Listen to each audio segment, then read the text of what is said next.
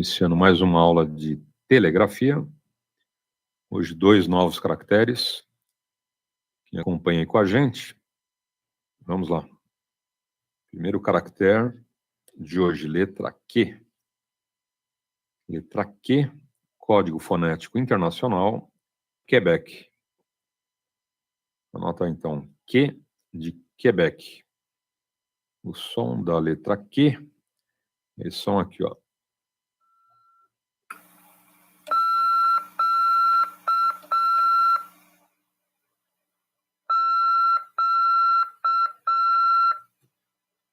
A letra Q é formada por 2 sons longos, um som curto e um som longo novamente, ok?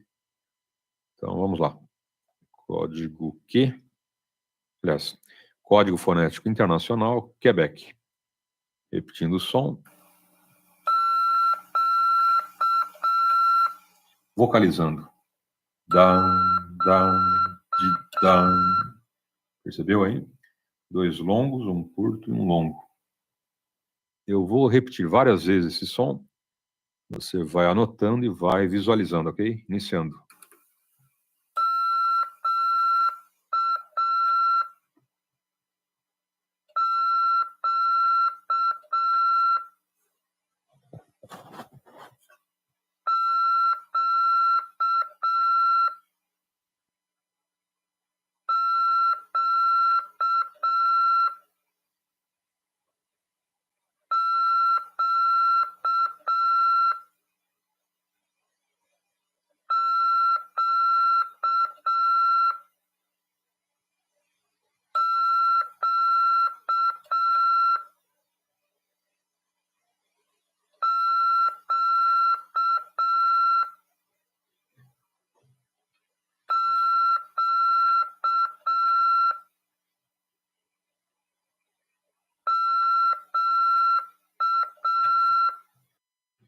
Bom, você anotou aí várias vezes a letra Q, Quebec, tranquilo?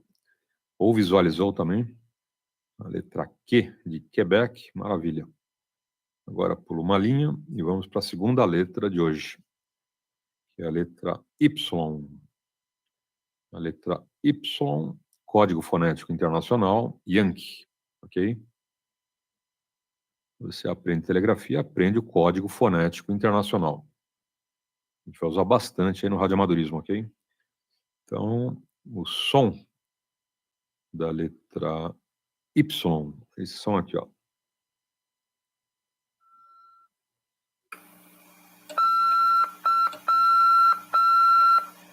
Um som longo, um som curto e 2 sons longos novamente, ok? Vocalizando. Da, di, da. Percebeu? Você vocaliza, pode treinar também. Você pode treinar também dessa forma. Você vai vocalizando, você não tem um manipulador, não tem um pica-pau. Você vai treinando, vocalizando o caractere, ok? Também é bom. É um treino, você memoriza. Então, vou te passar várias vezes a letra Y. Você vai anotando, você vai visualizando mentalmente, ok? Iniciando.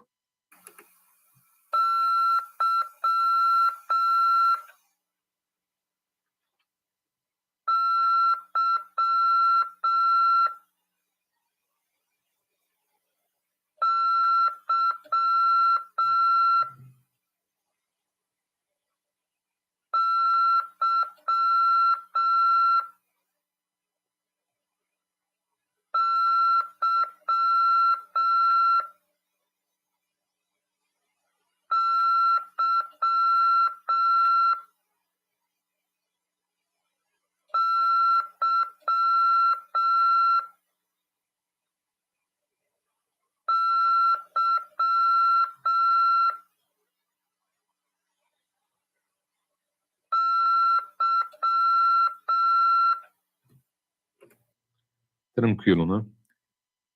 Você anotou várias vezes a letra Y. Agora pula uma linha. A gente vai intercalar os 2 caracteres, ok? Então, vou te passar Quebec, Yankee, várias vezes.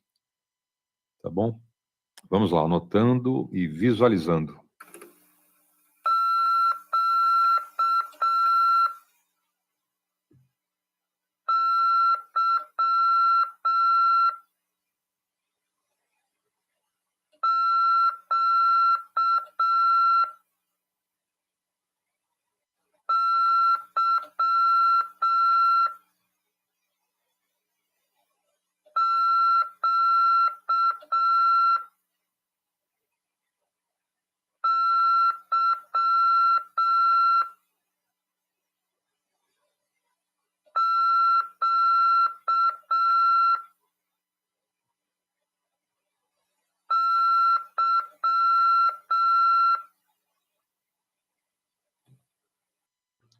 Tranquilo, né? Você anotou aí várias vezes Quebec, Yankee, Quebec, Yankee, QY, QY, ok. Pula uma linha e agora vou te passar grupos de caracteres, ok? A gente começa aí com grupos de 3 caracteres. Presta atenção nas pausas, lembrando, pausas menores dividem em caracteres, pausas maiores, os grupos de caracteres, ok? Iniciando.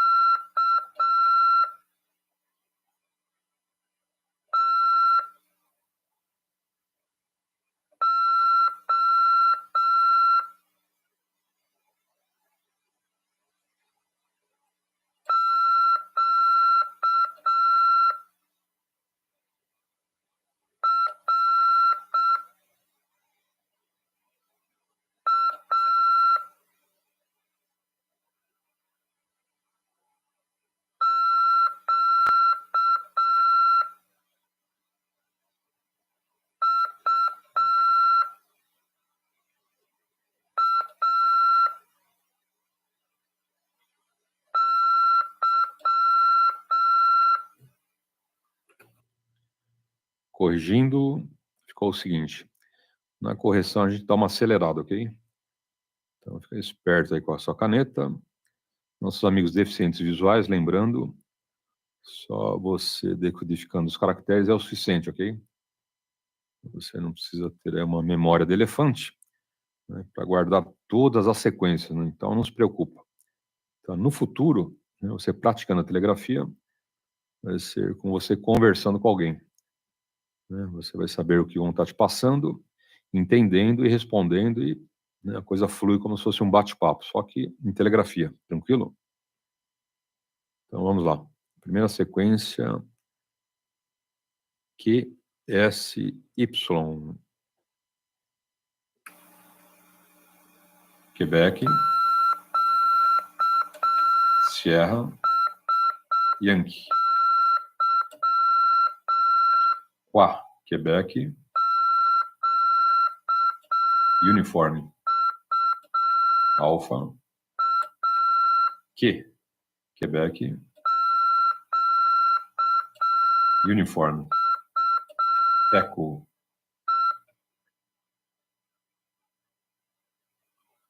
Q, Quebec, Uniform, Índia, CO, Quebec, Uniform, Oscar, QRO, Quebec, Romeo, Oscar, QTO, Quebec, Tango, Oscar, QRA, Quebec, Romeo, Alpha, QI, Quebec, Uniform, Alpha, Yankee. Próxima sequência, a gente começa com a segunda letra que eu passei, ok? A primeira sequência é a letra Q, e a segunda sequência começando com Y, ok? Bom, a gente vai dar um intervalo e já retornando na segunda parte do treino, ok? Lembrando, quem perder na primeira aula, na segunda edição, 17 horas, repeteco desta mesma aula, tá bom? Aquí vamos a ver, aquí me estás escuchando, aquí voy de esta otra forma. Ok, ¿cómo me escuchas aquí? A ver qué tal me copias ahí, over. Ok. Ahí como que suena la reverberancia un poquito alta, pero te escucho igual normal como siempre, pero con la reverberancia un poquito alta. Si quieres yo cambio el radio, puedo usar el 7300 que te puedo grabar, si te sirve la grabación de la computadora. No, preferiría tus oídos. Y si quieres después lo hace con el 7300. Sí, yo le he puesto un poquito de reverberación para matizar el sonido, para que no suene tan seco. Ok. Y eso es lo que te hace diferente, ¿no? Eso es lo que te hace diferente, que tu audio, con esa reverberancia que tú le pones, y cuando dice C.RODADA, sale, pero muchacho, ni la BBC de Londres. O sea que te gusta este sonido actual, over. Sí, positivo. Y ahora la señal levantó, 9:15 está entrando ahora, está mucho mejor. Ya no tengo tanto, como puse los filtros, ya no tengo tanto ruido. Wow, tú subiste ahora 9 más 10, a 9 más 10. ¿Cómo me escuchas ahora? Aquí le cambié otro profile. ¿Qué tal le suena aquí? Suena claro, pero se fue la reverberancia. Ok, ¿y ahora qué tal? ¿Cómo me escuchas ahí? Le puse un poquito de reverb. Ahí está 9:15 y suena así, ahí volvió. Ok, ¿cuál de estas dos te gusta? Mira, aquí tengo dos. Tengo esta, vamos a llamarle A. Esta es la A, esta es la forma A, ¿ok? 1, 2, 3, 4. Whisky 2, Oscar, Alfa, Bravo, que hicieron. Y ahora voy a cambiar a la forma B. Esta es la forma B. Whisky 2, Oscar, Alfa, Bravo, que hicieron. ¿Cuál te gusta más, A o B? Ok. Eso es como al hombre que le dijeron, se ganó un viaje por el Caribe y tiene dos opciones, la A o la B. La A, viajar con su mujer, y antes que le diga la otra, dijo, la B. Qué buen chiste, tú te sabes de muchos chistes por ahí. Pero hablando en serio, ¿cuál te gusta más? Esta es la B, la voy a repetir, ¿ok? Esta es la B, 1, 2, 3, probando, 1, 2, 3, 4. Whisky 2, Oscar, Alfa, Bravo, la B, y ahora voy a cambiar a la A. Ok, esta es la Whisky 2, Oscar, Alfa, Bravo. Esta es la opción A. Vamos a ver qué tal me copia. ¿Cuál te gusta más? ¿Esta, la A o la otra, la B? No, la B, por eso te decía lo del hombre que gritaba B, B. La B me gusta más, tiene un poquito más de bajo. Sí, ahí la puse, ahí la puse. Ok, mira, y aquí tengo una tercera. La C. Esta es la B, esta es la B. Entonces la A queda descartada. Entonces de esta B voy a pasar a la C, ok, la C. Y tú me vas a decir si te gusta o no te gusta. Ahí voy.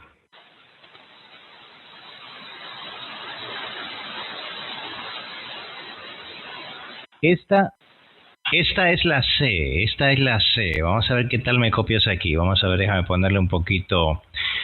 Vamos a ponerle un poquito de reverb effect.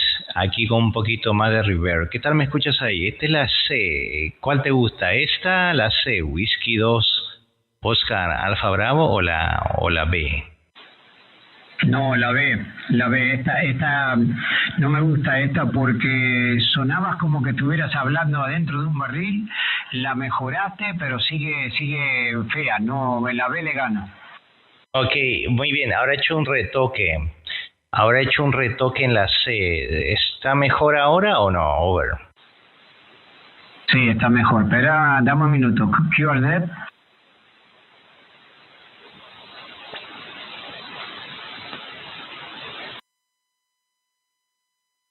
Serão grupos com 3 caracteres. Presta atenção aí nas pausas, iniciando.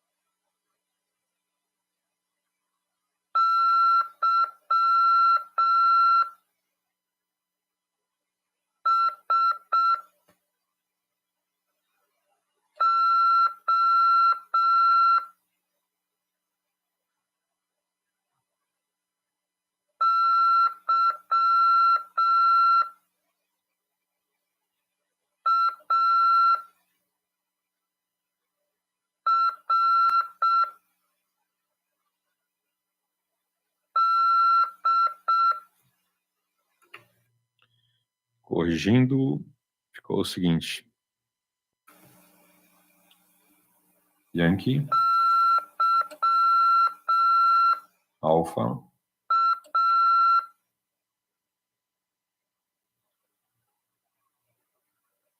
Romeo. Próximo, Yankee, Echo, Sierra. Próximo, Yankee, Índia, Lima. Próximo, Yankee, Uniform, Papa. Próximo, Yankee, Alpha, Golf. Próximo, Yankee, Bravo, Índia. Próximo, Yankee, Sierra, Oscar. Próximo, Yankee, Alpha, Romeo, Delta. Bom, próxima sequência. São grupos aí com 4 e 5 caracteres, ok? É a última sequência, tá bom? Mais um treino aí, porque são 2 letras aí que são novidades, né? Então, é bom dar uma treinada. Então, se prepara aí que serão grupos com 5 e 6 caracteres, tá bom? Então, as pausas maiores, né, vão estar depois desses caracteres, ok? Presta atenção nessas pausas, iniciando...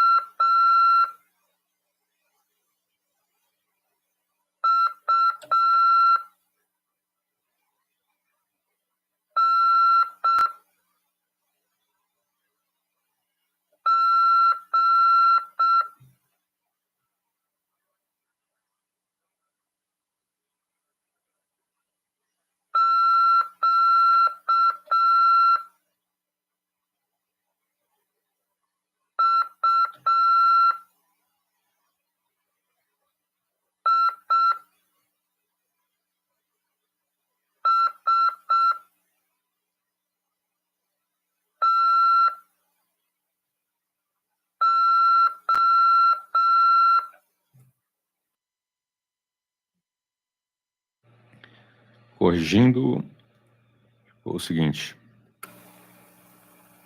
Quebec, Uniforme, Alpha, Kilo, Echo. Próximo, Quebec, Uniforme, Echo, Romeo, Yankee. Próximo, Yankee, Índia, Echo, Lima, Delta. Próximo, Yankee. Oscar. Uniform. Tango. Hotel. Próximo, Quebec. Uniform. Echo. Uniform. Echo.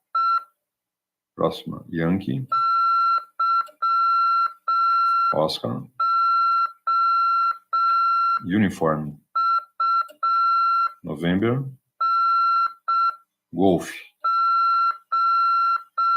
Próxima, Quebec. Uniform. Índia.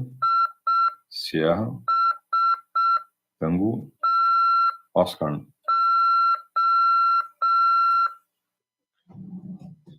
Quem teve alguma dificuldade, faz uma revisão, ok?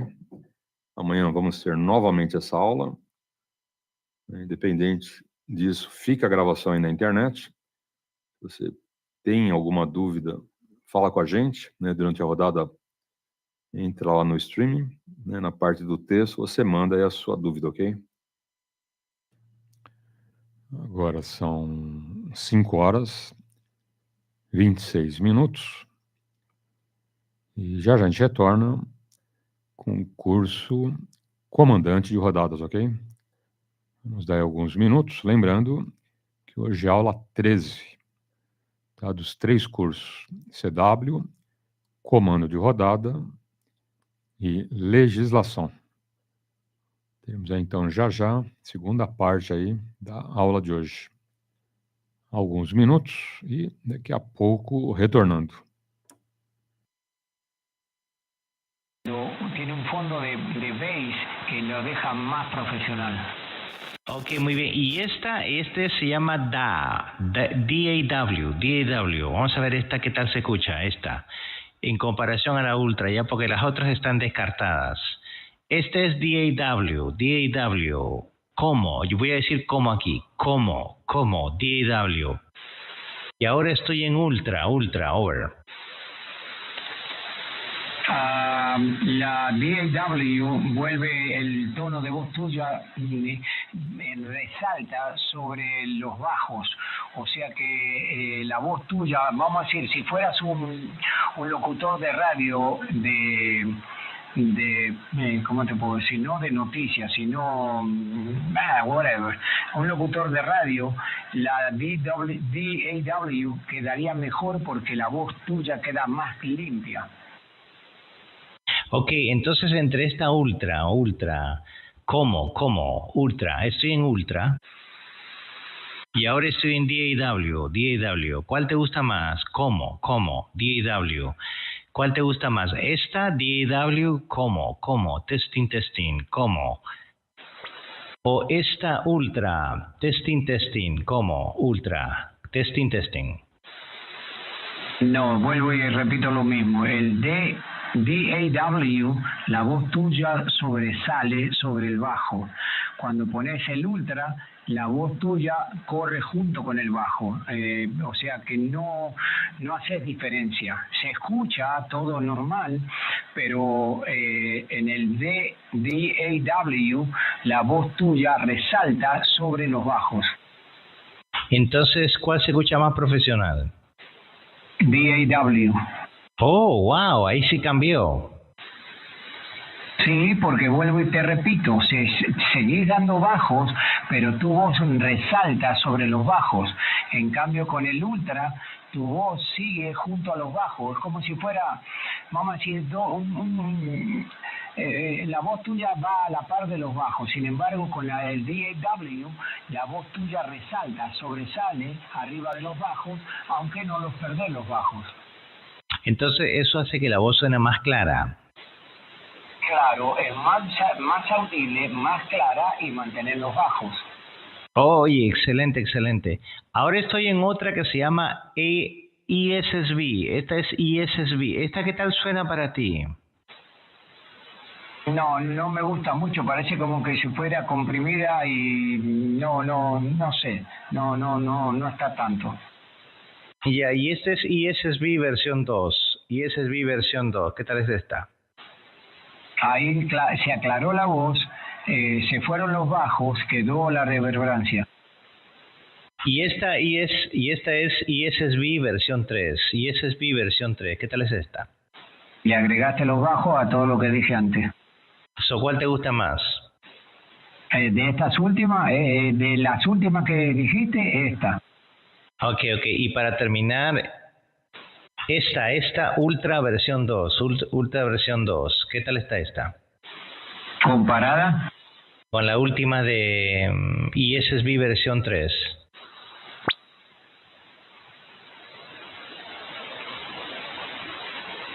Te la voy a volver a poner. Esta es ISSB versión 3 que te gustó más de las últimas. Esta es la versión ISSB versión 3 que te gustó más. Y ahora te voy a poner Ultra versión 2. Ultra versión 2. ¿Qué tal está? ¿Cuál te gusta más? Okay.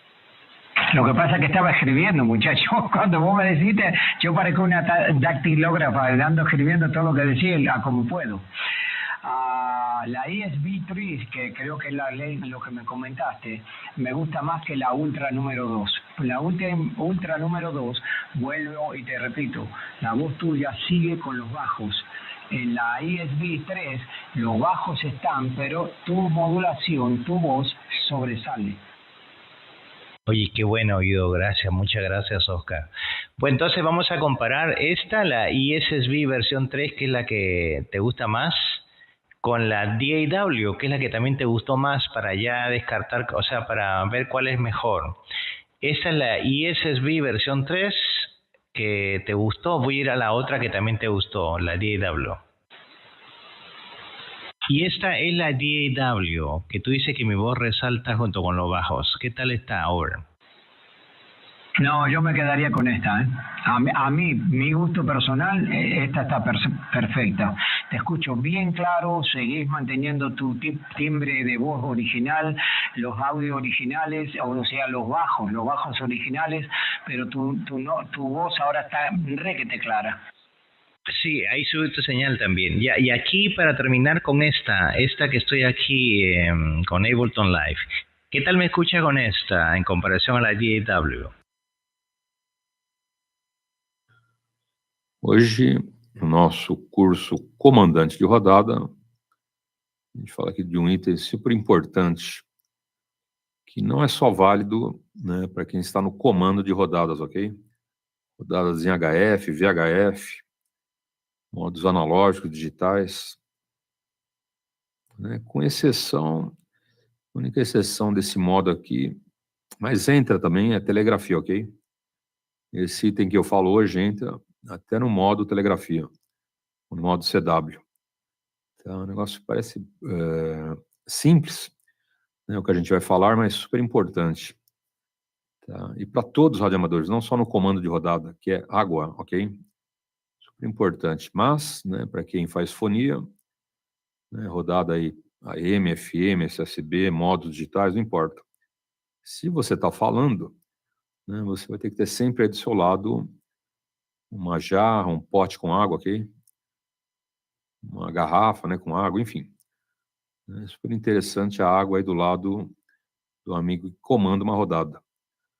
Primeiro, até porque você vai falando, né, vai secando a garganta, você tem que ter uma água para sempre dar uma molhada, que ajuda muito, ok? Mantém ali uma condição de você continuar falando e fazendo a rodada por horas, né? Sem água você está frito, né? Seca a garganta, né? A água dá uma lubrificada, ajuda e, né, mantém você hidratado, né? Tem dois lados positivos. Primeiro, né, para o áudio, né? Para manter a garganta aí sempre umedecida, ok? Ele dá uma secada e trava de repente. Acho que vários amigos já perceberam, né, durante a condução da rodada alto-falante, que eu estou falando, né, trava, né, para a voz, você toma uma água, volta ao normal. Seca, né? Seca de tal forma que a água, então, passa a ser um elemento aí fundamental, né, e todos que usam a voz né, nas rádios, AM, FM, né, rádio web, tudo, radioamadorismo, né? Na televisão, né, você tem um copinho d'água em algum canto ali, né, que ele vai estar usando e dando um gole nessa água, ok? Fatal. Além, né, da água na rodada, para o comando da rodada, né, para os demais radioamadores também é interessante. Né? Quer ver um outro exemplo? Conteste. Né? Você vai ficar aí num conteste, participar de uma expedição DX, né? Vai ficar falando aí 2 dias direto, né? Mesmo revezando lá com mais 1 ou 2 amigos, tá? Você vai chegar uma hora que a garganta dá uma secada. Então, além do controle de voz, que é importante, né, para você se manter aí 2 dias fazendo um conteste, ou participando de um conteste, ou sendo, né, a peça mais chave, fundamental desse conteste, né, é essencial ter uma água do teu lado. Né? Qualquer momento a tua voz dá uma travada, ok? Joga uma água, lubrifica, legal. Além do controle, né, do volume, né, essa água aí ajuda muito, ok? Além do fator hidratação que eu falei, né, para manter uma condição boa da sua voz, é água, tá bom? Então, hoje o nosso item é bem simples, porém essencial, né, para todos que usam a voz, ok? Sempre lembrando, hein, você tem que ter uma água aí do seu lado, né, até para quem não está no comando de uma rodada, né, até para ele que fica várias horas aí no lado do rádio, né, para se hidratar, ok? Se não fala muito, né, fala pouco, mas tem que tomar uma água, que é essencial aí pro organismo, para a saúde. A gente sabe aí que o corpo necessita aí fala em 2 litros de água, mas vamos supor que você tome 1,5 litro, né, por dia. 1 litro, né, já é melhor do que não tomar nada, ok? E essa é a oportunidade de você ir tomando água. Se você é daqueles que não tomam muita água, então é a oportunidade para você, né, se hidratar, ok? Lembrando, tá? Você não vai usar refrigerante, você não usa cerveja, até porque, né? Vai tomando cerveja, né? Depois de 1, 2, 3 cervejas já está meio balão, né? Imagina o comando da rodada, né, com alguém de fogo, não é legal. Bom, a gente vai dar um intervalo, 5h37, e já retornando na segunda parte do curso, ok? Lembrando que hoje, aula número 13, que estará sendo repetida na segunda edição à tarde, tranquilo? 17 horas, repeteco aí, desse material todo, ok? Então, um pequeno intervalo e já retornando na segunda parte. Ok. Si la banda no, la propagación no cambió, la otra daba más señal que con esta y entraba más fuerte el audio. La RAC, over. Sí, positivo. Estaba dando más señal y más fuerte estaba el radio, el audio, perdón, que la última. Oh, sí, fantástico. Mire, entonces a esta DAW que no da tanta señal, lo que voy a hacer, le voy a ecualizar un poquitín, ¿ok? A esta misma tono le voy a poner un poquito de ecualización, a ver qué pasa. Mira, ahí va, 1, 2, 3. Ok, esta es la DAW, pero le puse un poquito de ecualización de bajo y agudo. ¿Qué tal se escucha ahí? Hay alguien gritando. Está, pero no lo que hiciste no sobresale. No sobresale como la RAC. Exacto, no está le falta mucho para asemejarse a la RAF. Sí, y si la uso con la Como, que es esta, con el ecualizador así, ¿qué tal se escucha aquí? A ver, dale, dime, ¿cómo? Sí, ¿cómo? Pero estoy en la Profile Ultra. ¿Cómo? Estoy en la Profile Ultra, ¿ok? Y de ahí, si quieres, pongo la RAC para que comparemos. Mira, aquí estoy en Ultra. ¿Cómo? Estoy en Ultra con el ecualizador. Ahora voy a ir al RAC.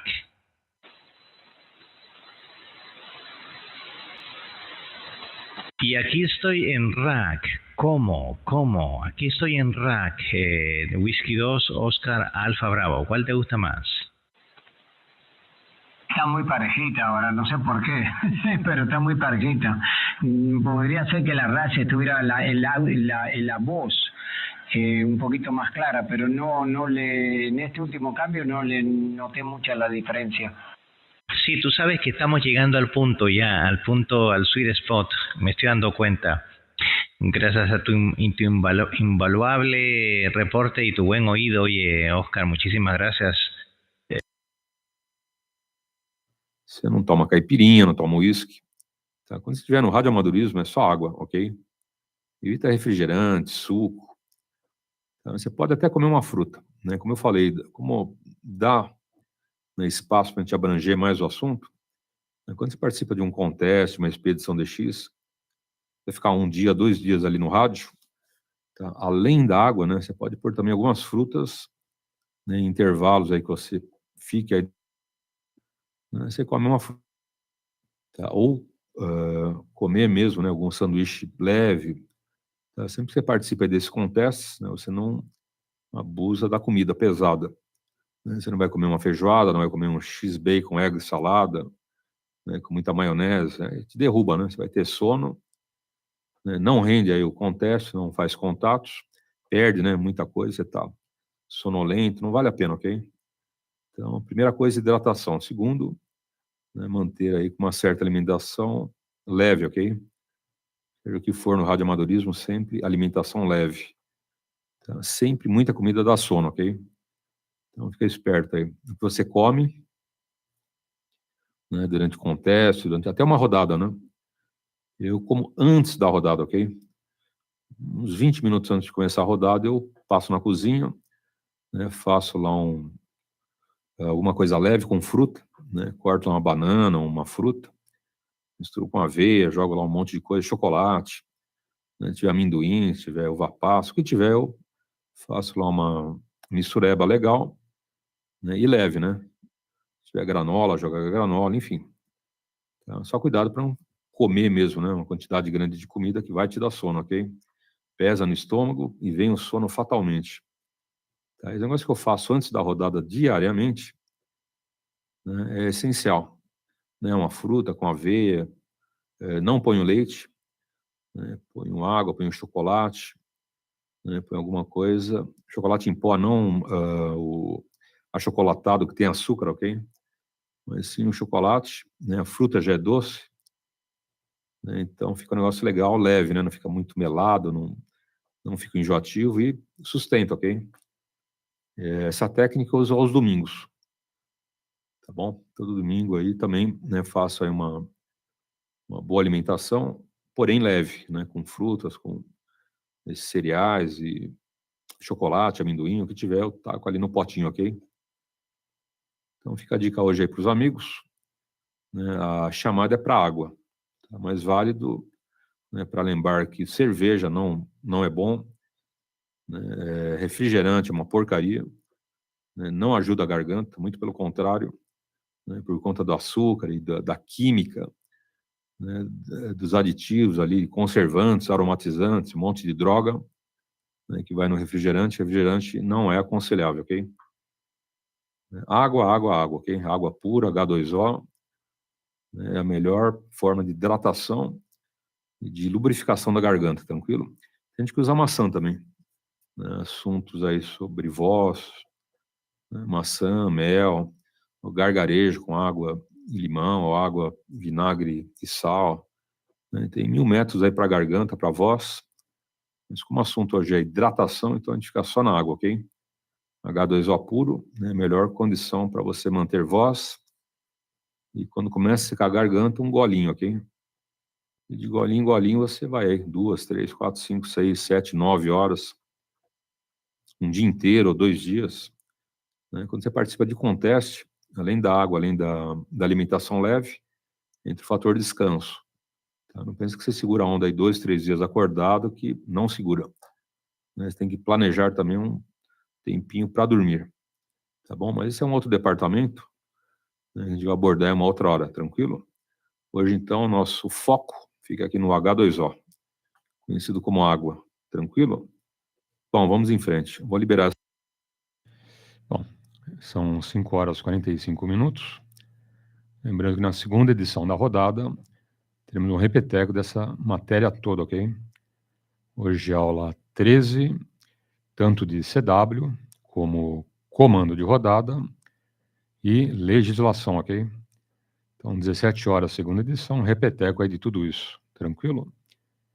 Vou dar um intervalo e a gente já entra em legislação, ok? Então, já retornando. Transmitiendo desde Port Amboy, Nueva Jersey, y bueno, con una transmisión de prueba acá con el FTDX5000 y bueno, y las cajas de audio normales de ahí de Whiskey 2 India Hotel Yankee.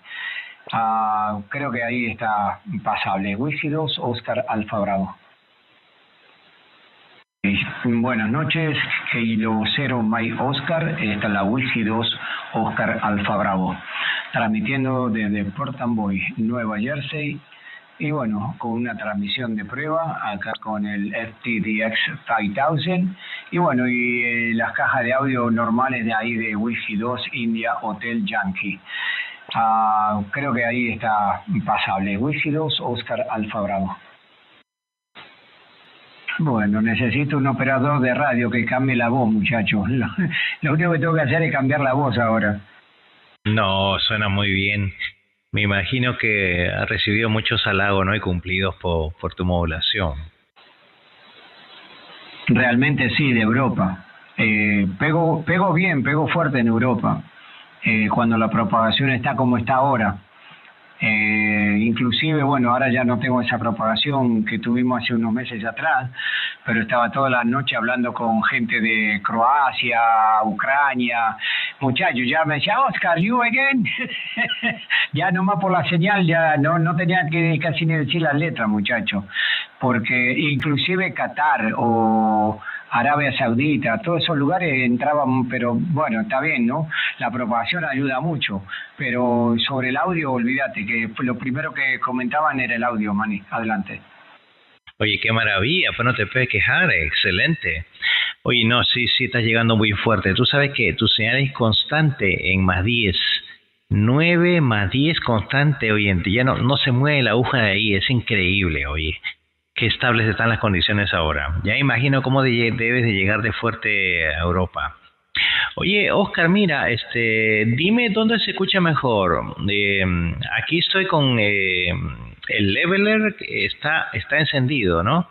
Aquí está, como he estado en todo este QSO con el leveler, es un clipper que tengo aquí al final de la cadena de procesamiento. Es un clipper que le llamamos leveler. Está encendido, lo voy a apagar y dime si se escucha mejor o peor, ¿ok? Ahí estoy encendido. Whiskey 2 Oscar Alfa Bravo. Escucha sobre todo las S, a ver si afecta las S y el bajo. Y aquí lo apagué. Whiskey 2 Oscar Alfa Bravo. ¿Cómo? Leveler está apagado y aquí leveler está encendido. ¿Cómo? ¿Encendido? ¿Cómo? Apagado. Sí, apagado. Sí, encendido. ¿Hay diferencia, over? Me gusta, es muy poquita, pero me gusta más encendido. Es muy poquita la diferencia. Hay que refinar mucho el oído, pero encendido me gusta más. ¿Por qué? ¿Qué te gusta más de cuando está encendido? Resalta el audio y resalta el timbre de tu voz. Oh, excelente. Oye, qué buena prueba, excelente. Oye, no te imaginas cuánto me has ayudado, Oscar, con estos reportes. Es una ayuda mutua en todo caso. Copiado. Ok, espera un poquito. Héctor, buenas noches. Saludos, buenas noches.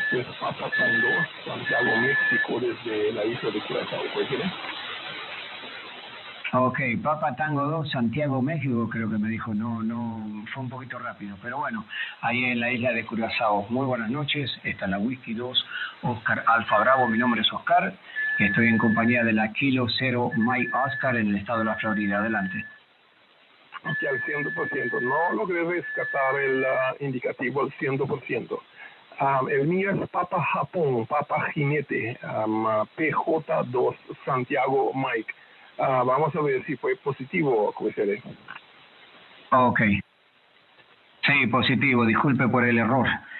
No lo había entendido muy bien. Pero bueno, buenas noches, saludos cordiales. Está entrando muy fuerte, 59 más 20 la señal acá en el estado de New Jersey. Adelante. Al 100%, no. Por eso mismo viene esta frecuencia porque estuve viendo el Spectrum, la pantalla Spectrum de mi radio y vi una señal muy fuerte. Tú también estás entrando 9 más 20 decibeles aquí en la isla de Curazao, ¿sí? Ok. Ok, QSL, bueno, pues se ve que la propagación está muy, pero muy buena. Con su permiso, le voy a dar el cambio a K0 Manny, para que tenga la opción de poder modular con usted. Adelante, Manny. Ok, muy bien, gracias Oscar. Vamos a ver el colega de Curazao si llevas copia de la Kilo 0, Mike Oscar, desde la Florida, over. Ok, Kilo 0, Mike Oscar, es Manny Ibanez, tu indicativo, tu persona es Manny Ibanez, ¿cuál es? Sí, positivo. Adelante, dame tus indicativos también.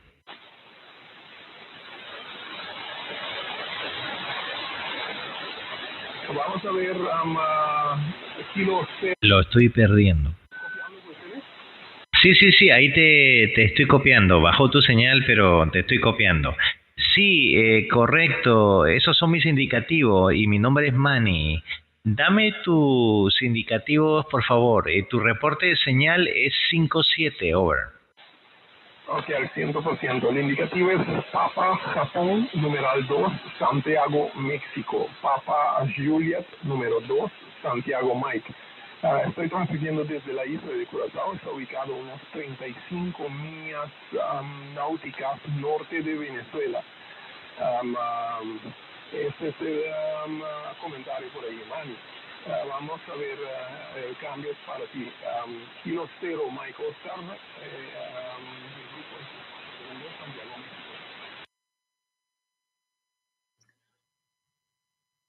Vamos analisar o artigo 39, resolução 449/2006. Fala da terceira parte, ok? O que é a terceira parte? O terceiro, né, que não o titular da estação, ok? O artigo 39 fala o seguinte: as estações de rádio amador não poderão ser utilizadas para transmitir comunicados internacionais procedentes de terceira parte ou destinado a terceiros, exceto em situações de emergência ou desastres. Bom, o que o artigo 39 está dizendo é o seguinte, que nós, radioamadores, não somos telefones, né, para outras finalidades, ok? Então, o uso do rádio, o uso dos equipamentos, o radioamadorismo é só para os radioamadores do planeta Terra, ok? Então, nós nos comunicamos, mas não se presta a serviço aí que o teu telefone celular pode fazer, ok? Tipo de comunicações de uma parte para outra, comunicações internacionais, ou mesmo dentro do território nacional, qualquer tipo de informação, né, de conexão aí com uma fazenda, ou com algum lugar mais distante, né, para ficar falando sobre assuntos de comércio ou familiares, não é o destino do nosso radioamadorismo, ok? Então, a finalidade é uma só, né, para nós, radioamadores, nos comunicarmos. Tá? Agora, em situações de emergência, tranquilo. Né, na história do rádio, foram muitas vezes que a gente salvou vidas, mandou informações aí para outros países, enfim. Ou uma região distante do Amazonas, Mato Grosso. Quando a situação é crítica, caso de emergência, remédios, tudo isso sem problemas, ok?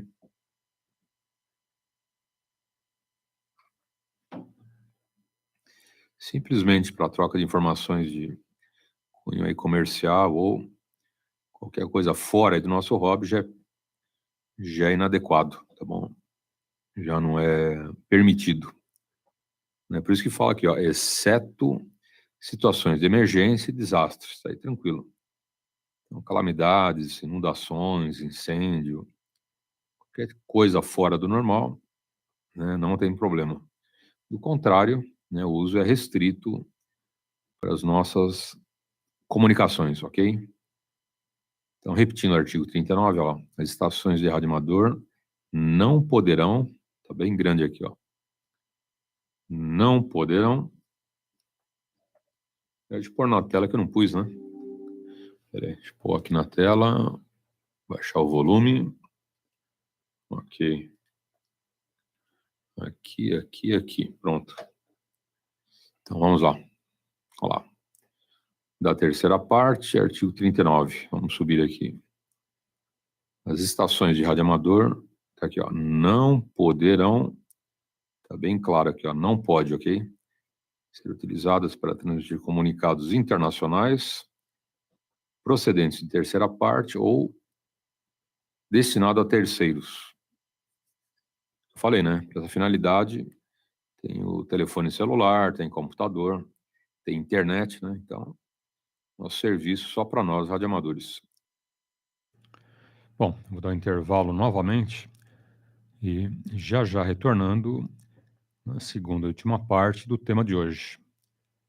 É o artigo 39, resolução 449/2006, fala do terceiro, ok? Terceira parte na relação aí no radioamadorismo, tranquilo?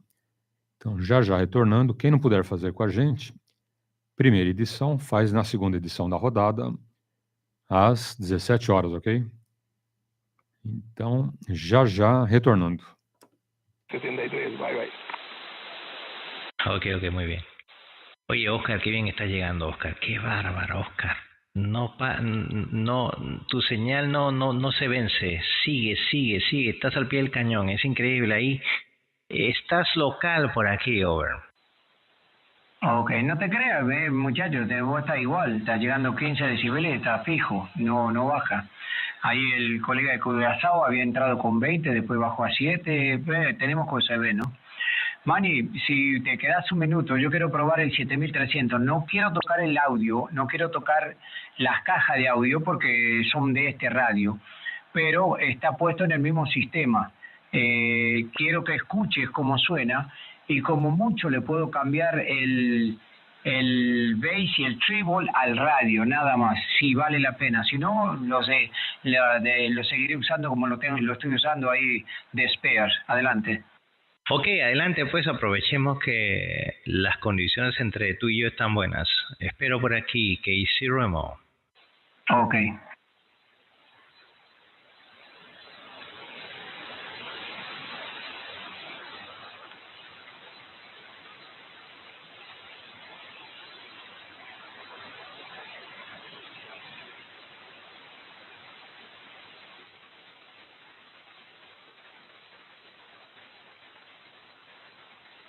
Okay.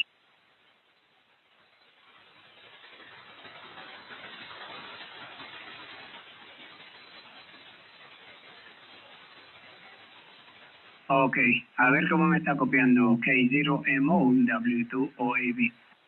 Ok, te escucho bien claro, pero estás un poquitín corrido de frecuencia. A ver, ponte en 0 bit.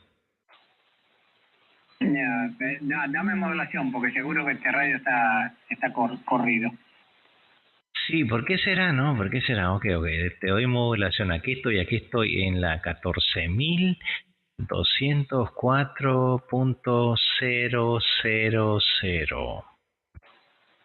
Ok, dime ahí, a ver cómo suena. Te fuiste mucho para el otro lado. Ok, a ver ahora.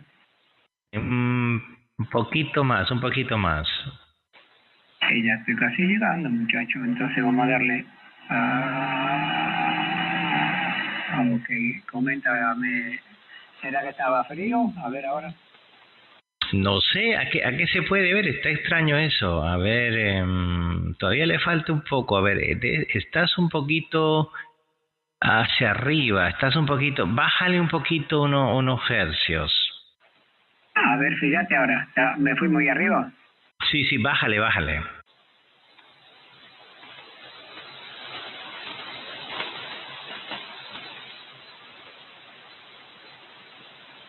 Ok, vamos a ver ahora, a ver.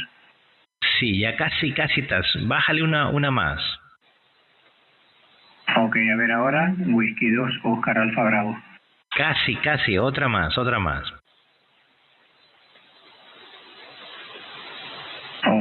vamos a ver, K0MO W2EB.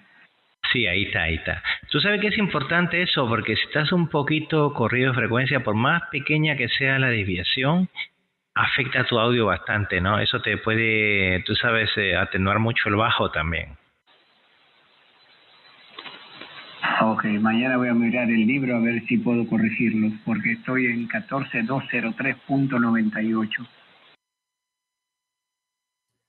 Exceto, tá aqui, ó, situações de emergência ou desastres.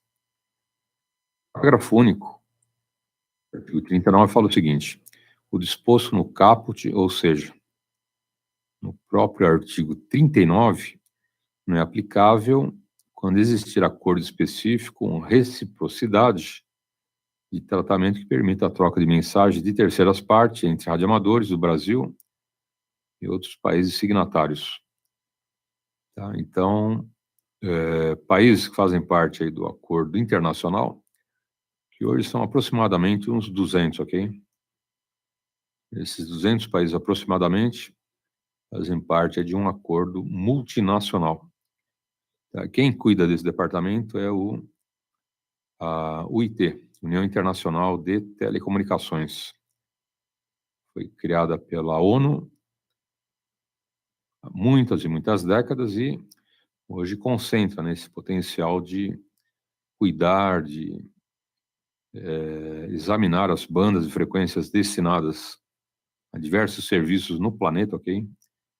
A UIT, União Internacional de Telecomunicações, normatiza as bandas e frequências para uso disciplinado aí no planeta, ok? Então, você vai ter frequências para telefonia celular, todo o planeta, né? Esses mais de 200 países signatários.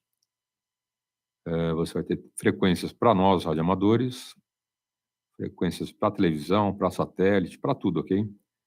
Rádios AM, FM, televisão. Então, a OIT, ela disciplina o uso coerente do espectro, ok? E quando fala aqui, ó, disposto no caput, ou seja, no artigo 39, não se aplica quando existir acordo específico. Qual acordo? É esse acordo, né? O tratado de reciprocidade entre esses países, ok? Aproximadamente 200 países, tá bom? No caso, que permita a troca de mensagem de terceira partes entre Brasil e outros países. Hoje você não usa mais o radioamadorismo nesse sentido. Antigamente, né, quando lá atrás você não tinha o telefone comum até, né, discado, aquele telefone bem analógico, bem simples, né, que tinha na casa dos seus pais, seus avós, enfim. Né, o pessoal chamava lá nos 11 metros de macaco preto, né, ou linha de baixa frequência, ou linha de 500. Era um telefone onde o contato com outros países era bem difícil. Né, e às vezes não se conseguia, né, falar com um país mais distante, ou mesmo no meio de uma mata como o Amazonas. Então, o rádio sempre foi um meio de comunicação nesse sentido bem eficiente, ok? Aqui no caso do parágrafo único, considerando essa informação que eu passei, tá, permite a troca, né, de informações, porém, né, é o que eu estou falando, né, hoje não se usa quase mais, né?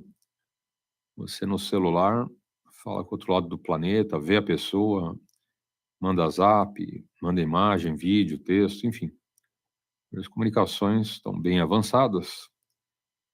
Você quase não vai usar aí um radioamador, né, para te ajudar num comunicado com a sua tia lá na Alemanha, na França, nos Estados Unidos, na Itália, ok? Em Portugal, não importa. Né? Hoje qualquer parente aí você fala em 1 segundo no celular, né? Mas é aqui o parágrafo único que fala desse tratado internacional, ok? Então, o artigo 39, o artigo que cuida da terceira parte, tá aqui, ó. Além de nós, radioamadores, né, terceiros, parentes, amigos, alguém que você possa ajudar mandando aí uma informação, um recado de um parente para outro, ok? Então, fala da comunicação de terceira parte, tá bom? É só um artigo, ó, só o 39, ok? Então, tá aí. Vale a regra, então, no parágrafo único. Né, países com acordo de reciprocidade, né, eventualmente pode ter essa permissibilidade e ter o acordo. Tá? Do contrário, mantém-se a regra do uso específico para nós, radioamadores, ok?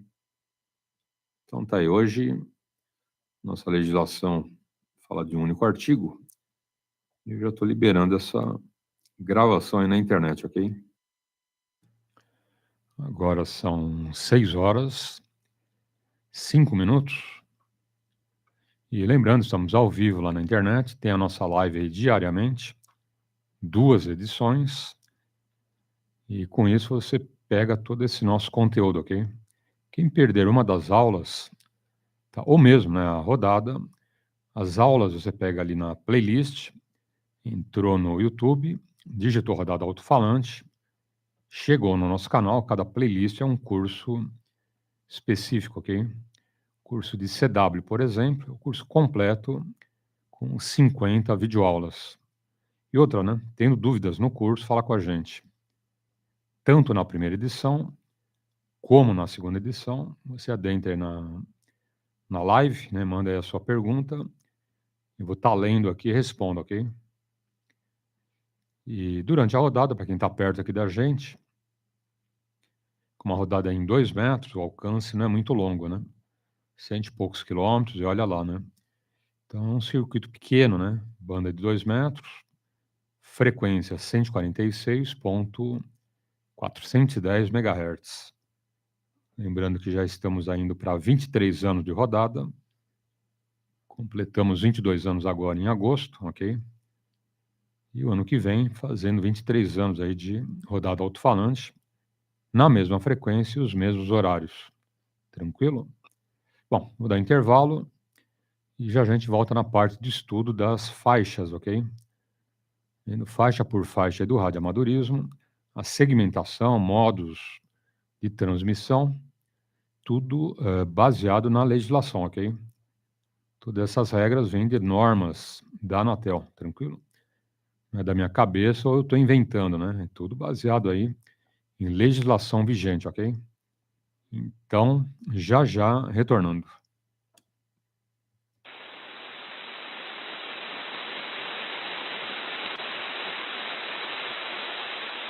Noviembre va para 4 y Julián Mike.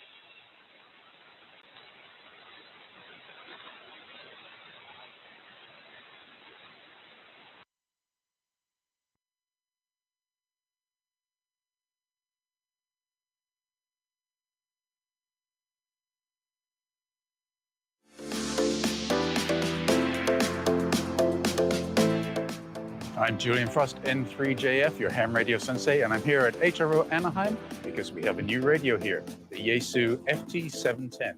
Let's go on inside and take a look.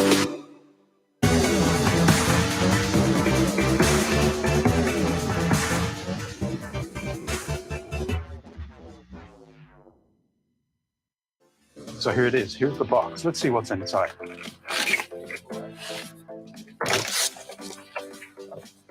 Okay, you got the manuals. Nobody ever reads manuals. You have microphone, the power cables, and the radio itself.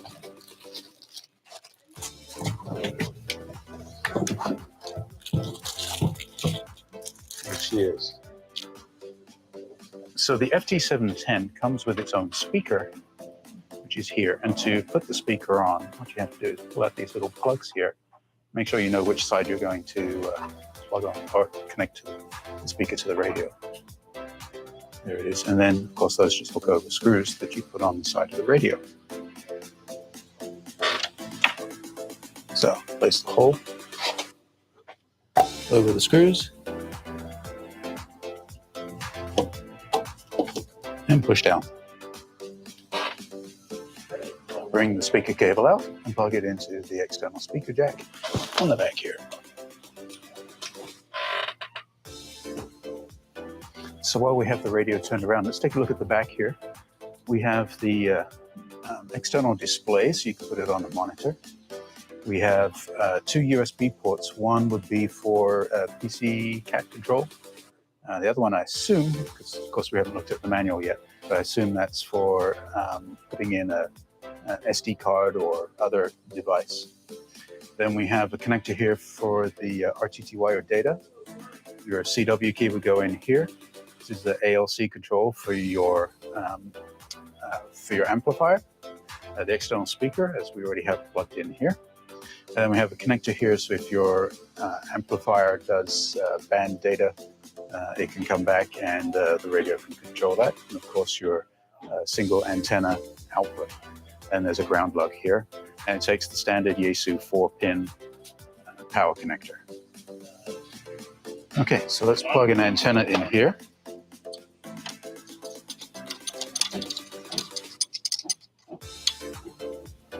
Make sure that's in nice and tight. We have our power cable. Oops. There we go. Oh yeah, we've got And let's turn this around and see the front panel. So here we are looking at the front panel. Then we have the standard hand mic that comes with it. It's the SSM75E. And it has a modular plug on the end, which goes right in here. Good old click right there. And of course, everybody wants to do this. So here we go. That's for you ASMR junkies out there. Okay, so power button's up here on the left. Right on. It's the first boot of this radio. There we go, FT710. Wow, look at that.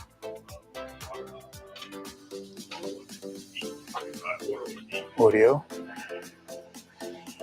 Now, one thing I should do is actually put it onto an antenna that works here.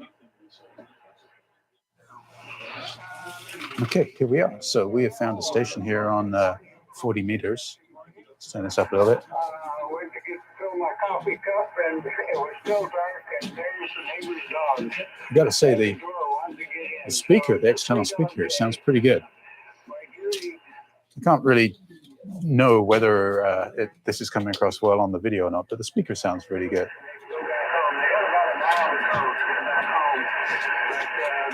They seem to do that. They like it over here in the daytime. I guess the movie things is about the size of 3 postage stamps side by side, and it is very fast and very light. And the little cheap hard drive has the M2 socket, and it takes that hard drive like gangbusters.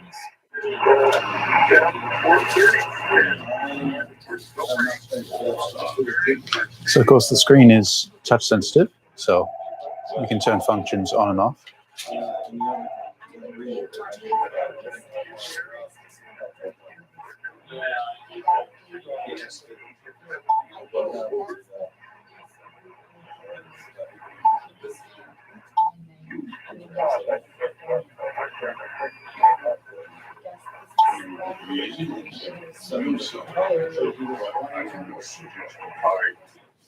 So the FT710 is a little bit reminiscent to the FT891 in the fact that it has buttons at the top here. Mode, Z-in, split, clarifier, noise blanker. Then the next layer down is where you'd program your memory and VFOs, switching between memory and VFO, switching between the two VFOs, changing bands, And then this is your quick memory bank button here. Taking center place, of course, is the big tuning dial. Has a good feel to it. RF gain and squelch control. The audio gain control. And this will step you through your frequencies and also as part of the multifunction thing here. If you press the function button over here on the right side of the screen, you can see all the individual functions that you can change directly from the front screen. Those of you with other Yaesu radios will recognize much of what you see here. Okay, any other last-minute calls for the check-in for the Jefferson net? Come now, please.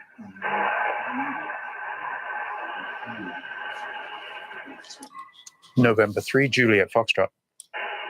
November 6, Uniform Hotel, is that correct?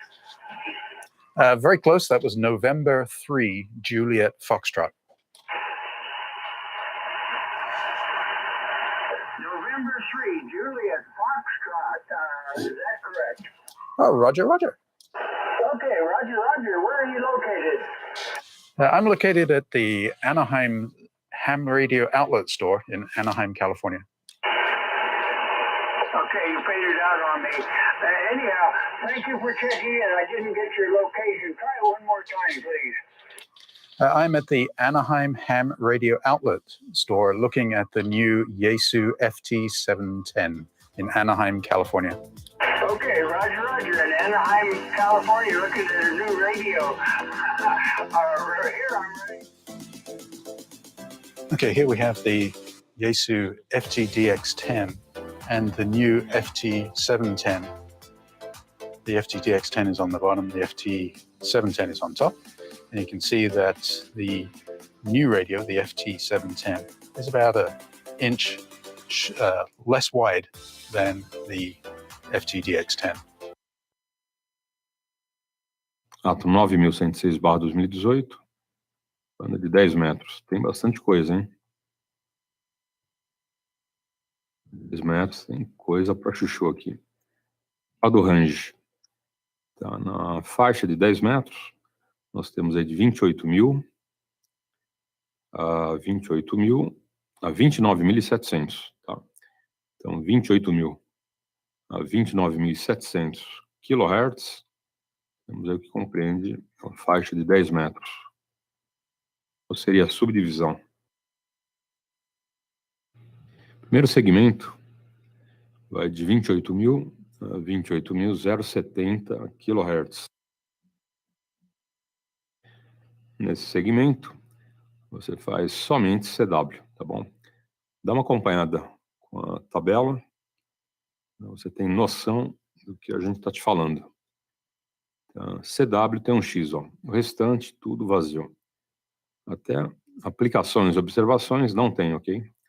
Vale dizer o seguinte, nesse comecinho de faixa, né, em 10 metros, você faz telegrafia à vontade, né, DX ou contatos aqui próximos, né, com 2, 3, 4 amigos em telegrafia, sem problemas, tá bom?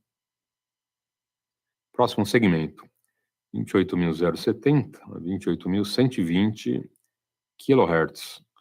Aqui você já faz CW e modos digitais. Também não tem observações, tá? Tanto CW como modos digitais, livre aí nesse segmento. Sempre lembrando o seguinte, toda vez que você for em alguma banda ou frequência, seja qual for, antes de fazer uma chamada, verifica se não tem ninguém usando. Então, você pode ficar na coruja, em alguns minutos, e ver, né, se a frequência está vazia, tá bom? Ver e ouvir, né? Você está vendo lá a frequência, no seu rádio, no frequencímetro, e ouvindo lá se alguém se manifesta, tá bom? Passou alguns minutos, ninguém está usando, você chama geral lá, sem problemas. Bom, 28.120 a 28.150 kHz. Também CW e modos digitais. Aqui já entra observação, ok? Se você olhar na coluna das observações, aplicações, Tá lá, ACDS, que a gente vai estudar aí oportunamente, ok? Esse segmento já tem destinação. 28.150 a 28.190, 28.150 a 28.190 kHz, também CW e modos digitais, aqui livre. Não tem observações nem aplicações, totalmente tranquilo. Próximo segmento. Lembrando, em 10 metros, todos falam, ok? Uma banda aí para Alfa, Bravo e Charlie, tá bom?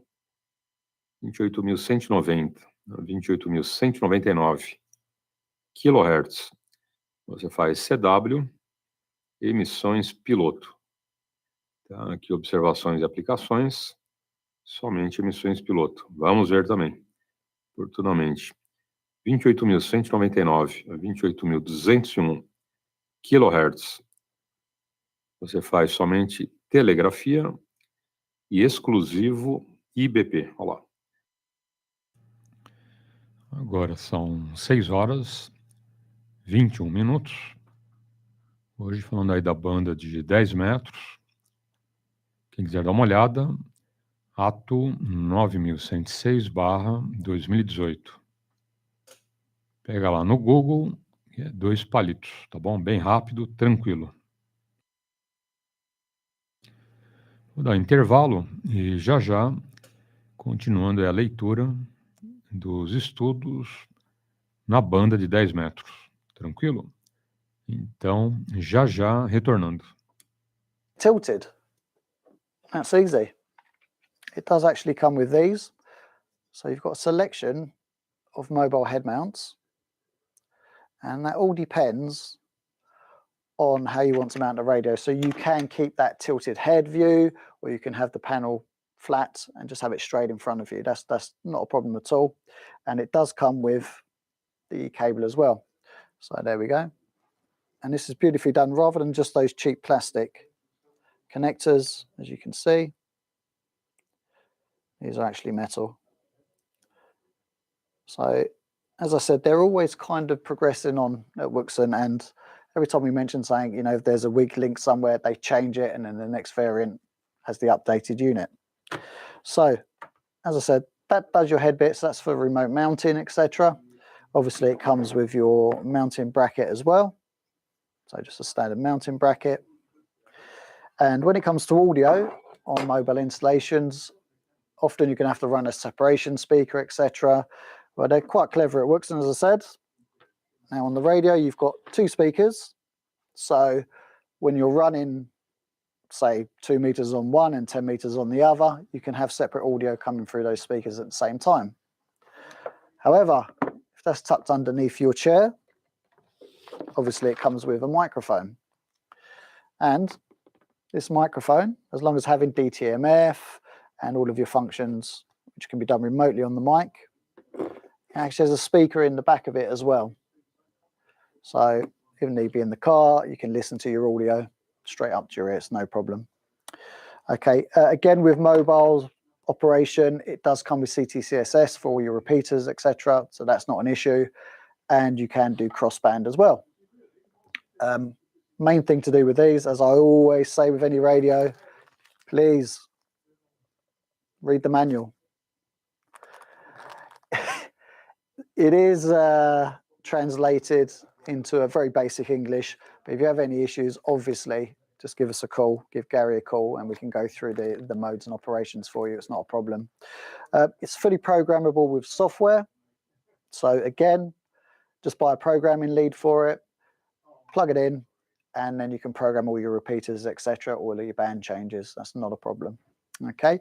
Now, power output. You're probably wondering what you get with the power output. So around 40 watts on your non-primary band, so like 70 SEMS, 10 meters, 6 meters, etc., and 50 watts on 2 meters. Okay, so that's the P variant of it. Now, I did mention there was a PL version, and again, that's because the customers asked for it. So the PL version, exactly the same accessories, etc. However, it's 2 meters, 70 SEMS, 4 meters, and 6 meters. So great unit, all in one. I mean, it's going to be great when they actually make an antenna that will work on all 4 bands, but you're going to have to run 2 antennas, unfortunately, if you want to run 4 and the other 3 bands. With the 4 meters, it's FM coverage only, just so you know. However, there's a lot of DX on 4 meters on FM, so it's, you know, it's worth thinking about. Right, moving over from the mobile transceiver, we're going to take a look at the UV9K. So this is the UV9K, which is 2 meters and 70 sems. And there's also a UV8G version as well. So the UV8G, what's the difference, I hear you say? So UV8G will offer you 2 meters and 4 meters. The UV9K will give you 2 and 70 sems. Última coluna, observações e aplicações, somente IBP. Próximo segmento, 28.201, 28.225 kHz. Telegrafia, somente CW. Dá uma olhada na coluna, ok? Está tudo vazio o restante. Onde tem um X é CW. Porém, na última coluna, tem lá uma observação, olha lá. Emissões piloto, ok? Também vamos estudar todas essas nomenclaturas. Então, já tem destinação aí nesse segmento. Seguinte.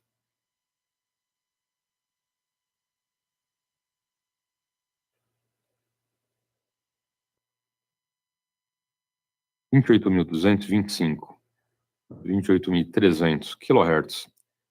Você faz CW e modos digitais.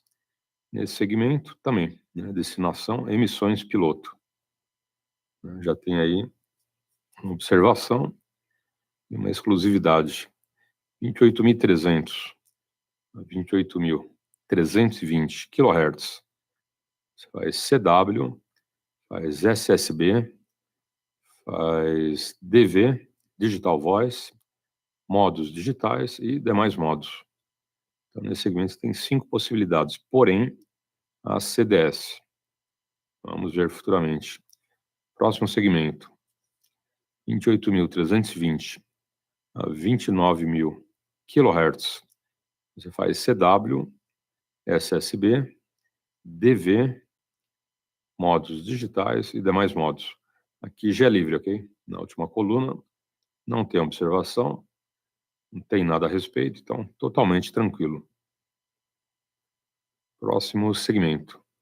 Então, a gente está falando da faixa de 10 metros, ok? Para quem está chegando agora, né? A leitura da tabela do ato 9.106/2018, falando das subdivisões da faixa, tá bom? Então, de 29.000 a 29.200 kHz, você faz CW, faz SSB, faz AM, faz FM, faz DV, faz modos digitais e demais modos permitidos. Então, aplicações de observação, amplitude modular, AM. Deve ter todas essas possibilidades. Observação para os desse segmento, AM. Vamos em frente. 9.200 a 29.300 kHz. Tem todas as possibilidades. Ou seja, telegrafia, SSB, AM, FM, DV, modos digitais, mais modos permitidos. E a aplicação ACDS. Mesmo todas essas possibilidades, a coluna das observações, ACDS. Próximo segmento, 2.300 a 29.510 kHz. Você faz CW, SSB, AM, FM, DV, modos digitais, demais modos. Aqui, para que é? Satélite, olha lá. Na coluna da observação, somente satélite. Agora são 6 horas e 29 minutos. Já tivemos a nossa aula de CW. Hoje foi a aula número 13. Quem perdeu, pega na playlist ou segunda edição, 17 horas, repetindo, ok? Então, aula 13 de CW, aula 13, comando de rodada, e aula 13, legislação. Tá? De quebra, analisando aí bandas do radioamadorismo, ok? Vou te passando alguns artigos das nossas legislações e também já analisando bandas do radioamadorismo. Tranquilo? Todas essas análises baseadas aí nas normas mais recentes, que são Resolução 697/2018 e o Ato 9106/2018, ok? Ambas entraram em vigor em novembro de 2018. Então, são as normas mais recentes. Tranquilo? E sempre que há uma modificação na legislação, a gente traz para os amigos. Né? Pode ser que revoguem uma ou duas normas, a gente tira lá da relação, né, a legislação que não está mais em vigor, tá bom? Eu não deixo lá, né, legislação velha, que não está mais valendo, que foi revogado, ok?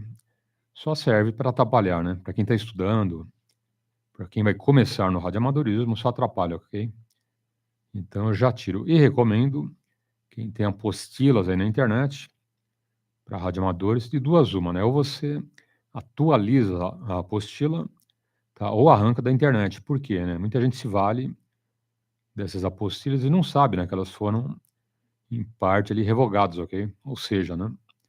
Até a parte de técnica e ética operacional, tranquilo, né? Não tem diferença. Tá? Mas as normas mudam, né? Então, qualquer apostila que tenha legislação, ou você atualiza essa apostila na internet ou arranca para não atrapalhar os amigos que estão iniciando, ok? Já tem muita gente que estudou por apostilas aí muito bonitas, coloridas, né? Bem vistosas aí na internet, mas totalmente fora de propósito, né? Porque tinha já legislações novas que chegaram e aquela apostila totalmente baseada em normas antigas, normas que já tinham sido revogadas. Então, muito cuidado, ok? Amigos que vão entrar no radioamadorismo, toma aí um cuidado muito grande. Tá? Pega as apostilas do site da Anatel, que é melhor, ok? São simulados, tá bom? Melhor dizendo, são 2 simulados. Um simulado técnica e ética operacional e outro simulado legislação, ok? Só por esse simulado você pode estudar que você passa na provinha, tranquilo? Agora, se quiser apostilas, fica atento para ver se essa apostila não está ultrapassada, ok? Ou normas que já foram revogadas não estão mais em vigor, tranquilo? Então, a dica aí para os amigos não se darem mal na prova. E vamos lá. Oportunidade com um bom dia. Application. The app uses BLE, so no messing around having to pair each device, but you still have to select it within the software by holding down the BLE button and then releasing. Now, this app features a VFO control, or at least an image of a VFO, that when turned either way, it will act like a VFO and change the radio's frequency. Other radio settings, such as modulation type, audio output, RF-RX and TX settings, along with noise reduction controls, are easily accessible from the main page of the app.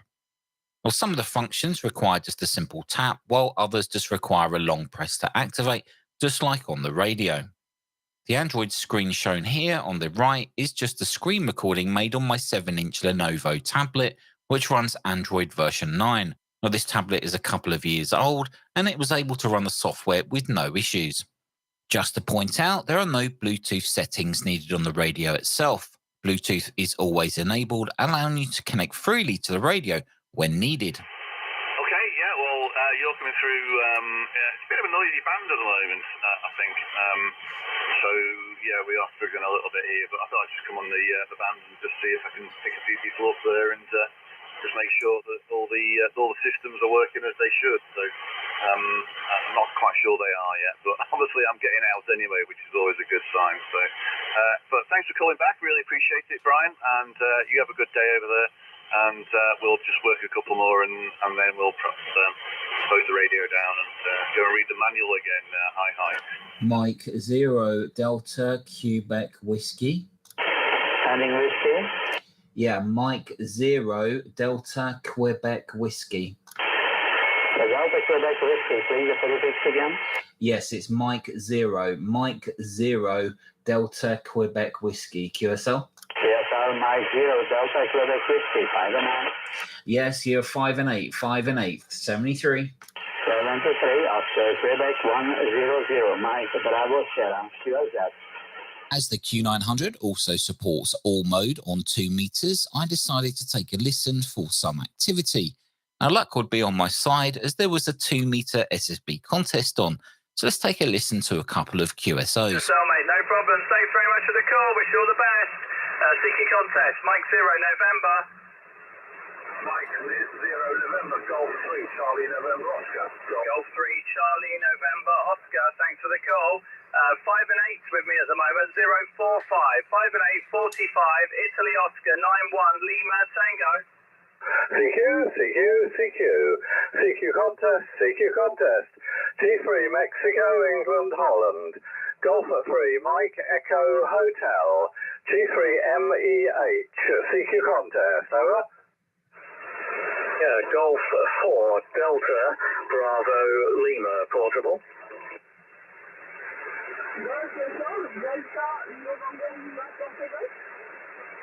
Negative, Delta, Bravo, Lima, portable. Delta, Bordeaux, Lima, portable.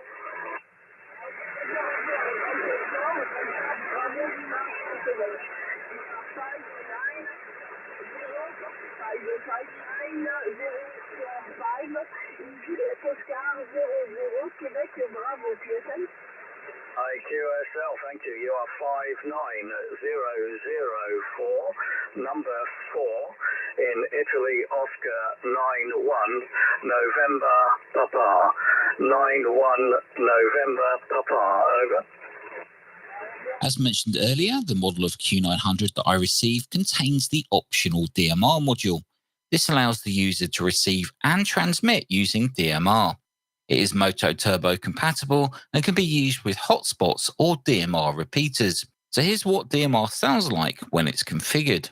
Telnet, this is KR0 LEX in Wichita, Kansas. Good morning, Wichita, Kansas. KD.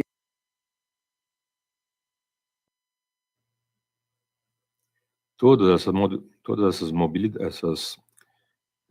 possibilidades, né, todos esses tipos de emissão, porém, satélites, né? Então, presta atenção nessa observação final aqui. A última coluna que manda no que você faz no segmento, ok? 29.510 a 29.520 kHz. Aqui nada, tá bom? Não tem nada em nenhuma possibilidade. Tá? Para que serve? Olha lá, última coluna, banda de guarda. Tá? Presta atenção, ó, não tem nada nesse segmento, você não usa para nenhuma possibilidade, banda de guarda. A gente também vai ver tudo isso. Isso tudo nas nomenclaturas. Quando você pegar a tabela no futuro, né, vai ter essa tabela das nomenclaturas, você aplica nessa última coluna, ok? Bom, 29.520, 29.590 kHz, você faz FM e DV. Tá? Aqui, para que serve? Exclusivo, entrada e saída dos repetidores. Para quem não sabe, tem repetidor também em 10 metros, tá bom? Pode ter repetidor em 10 metros, em 50 MHz, 144, 220, 430, 900, 1.2 GHz, são algumas das bandas que você pode utilizar aí repetidores. Tá? Nesse caso aqui, em 10 metros, ó, 29.520 a 29.590 kHz, somente FM e DV. Tá? Exclusivo, entrada dos repetidores. Tá? Nem pensem em atrapalhar o pessoal que é aconselhável. 29.590 a 29.620 kHz. Você faz CW, FM e DV. A frequência de chamada, somente em FM 29.600 kHz. Também, né? Tendo essas possibilidades do CW. O DV, né, na 9.600, está no meio aqui desse range, 29.590 a 29.620, é uma única frequência que é de chamada. Então, você chegou nesse segmento, vai nessa frequência, chama geral em frequência modulada. Se quiser, né? Tá bom? Então, tem aqui uma pequena observação para uma única frequência, tá? Você vê que não é todo o range, né? O range, nesse segmento, ele é mais abrangente, 29.590 a 29.620. Porém, 29.600, somente chamada FM. Então, você tem observação, mas não é todo esse range do segmento, ok? Uma pequena parcela de frequência. E o último segmento, 29.620 a 29.700 kHz, frequência modulada e DV, Digital Voice. Olha lá, exclusivo saída de repetidores. Né? Mais acima tivemos as entradas, ou melhor, a entrada do repetidor, e aqui é a saída dos repetidores, ok? Espaçamento 100 quilociclos, ou 100 kHz. Tranquilo? Aqui te usa um valor maior, né? Espaçamento aí de 600 kHz. Aqui 100 kHz, tá bom? Exclusivo. Tá? Então, na faixa de 10 metros, uma tabela bem grande, todas as subdivisões, tudo que você pode fazer. Sempre lembrando, na última coluna, que é a coluna da aplicações e observações, todos esses termos a gente vai estudar ainda, tá bom? Acabando a leitura aqui dessa legislação, a gente vai para as tabelas, né, cada um desses significados. O que é o ACDS, que são as emissões piloto, o que é IBP, o que é a CDS, M, banda de guarda, satélite, entrada e saída dos repetidores, enfim. Né, exclusivo, né, para uma frequência. Tudo isso está na última coluna das observações, ok? Dá mais uma lida aí na tabela, né, para você fazer o reconhecimento. E boa sorte. Bom dia. Agora são 6h43. Quem perdeu as aulas hoje, segunda edição, às 17h, repeteco, ok? Hoje é um novo conteúdo, aula 13. Tranquilo? E tudo concomitantemente emparelhado. Tá? Começa com CW, comando de rodada e legislação, ok? E de quebra, análise de bandas do radioamadorismo. Tá bom? Então temos aí praticamente 4 itens diferentes, ok? Quem perdeu a primeira edição, pegar na segunda ou na playlist. Tá? Entrou lá no YouTube, vai no nosso canal, Rodada Alto-falante. Tem ali o ao vivo, né, que você acompanha a live. Tem as gravações, tá? Vídeos, né? Em vídeos ali tem todas as gravações de cada uma das matérias, ok? Ou dos vídeos, melhor dizendo, né? De cada vídeo aí que a gente disponibilizou. E em playlist, sim, tem as matérias, ok? Cada playlist é um conteúdo diferente. Cada playlist é uma matéria diferente. Começamos lá com o CW. São 50 videoaulas.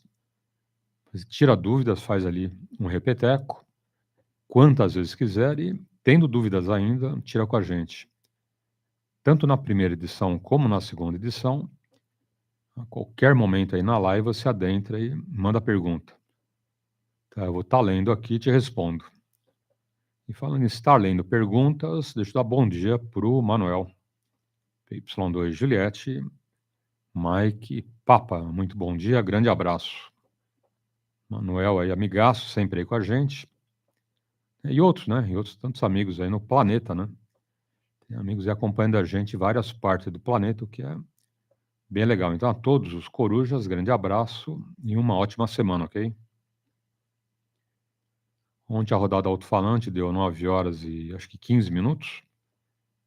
E a gravação também já está disponibilizada. Quem perdeu lá algum detalhe, algum assunto, alguma coisa que você acha interessante, dá uma olhada que a gravação está em vídeos, tá bom? Sempre lembrando, vídeos, né, são quase 2.700 vídeos à disposição, ok? Da primeira, da segunda edição, edições de sábados, domingos e feriados, tá tudo elencado em vídeos em ordem cronológica. Tá? Se for matéria, playlist, tá? Que são as videoaulas, né? Videoaulas em playlist. Gravações aí da rodada em vídeos. Tranquilo? E o ao vivo, né, para live, você acompanhar diariamente é o nosso bate-papo, ok? E vamos em frente. Oportunidade com bom dia.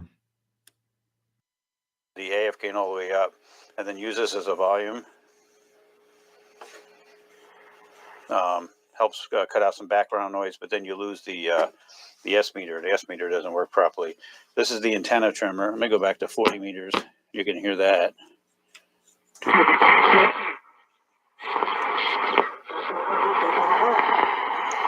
You can see the S meter reacting to the antenna trimmer. So you want to use that. This is the pointer reset. I'll go over that right now. If you want to calibrate the band, and you pretty much have to calibrate it every time you change frequencies. We'll turn the calibrator on, and we're going to go to like 7.1 here.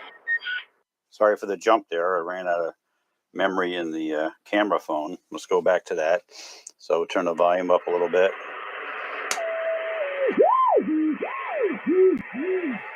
You zero beat it, and then you can use the pointer here to move the needle back and forth. Put it right on 7.1, and you turn it off. This is the main tuning knob. This is the notch depth control. You can turn that on, and you can vary it with this knob here. There's instructions in the manual on how that works. And this is the automatic volume control, not the AGC, as I said before.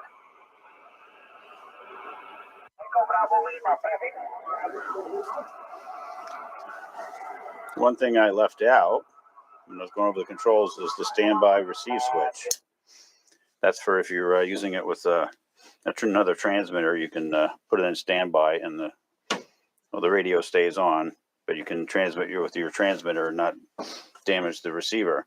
There's also the way to do it through the power plug on the back. The instructions for that are in the manual.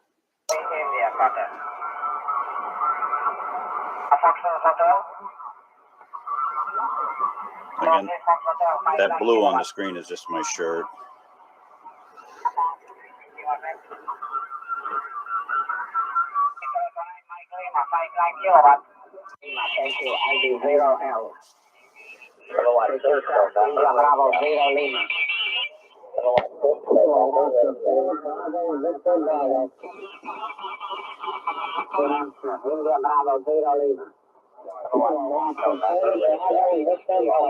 So it's the next day, and the RF gain isn't all the way up, so the S meter's not working. Let's tune in the antenna trimmer. It's the next day, so now I got it on 20 meters during the contest.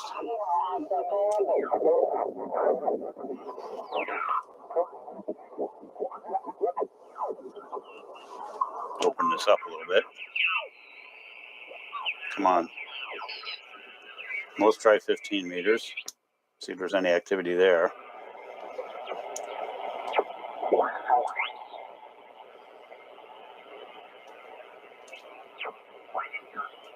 Come on, talk.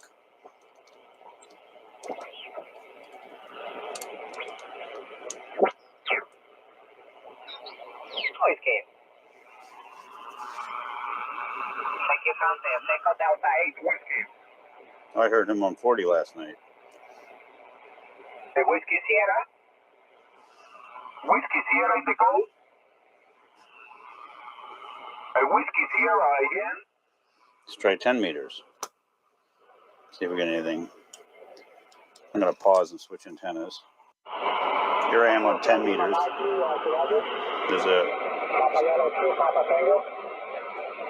signal on the band. 05 TFX 590.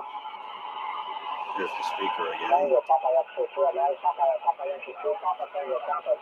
It's a model, Helicopter's model R46. Number 4 Delta Lima Alpha, go. So that's it on 10 meters. November 4 Delta Lima Alpha, roger. I didn't calibrate it now that I think about it, so I don't know exactly where it is.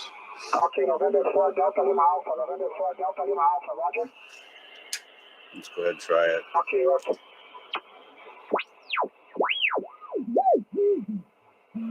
Move the pointer.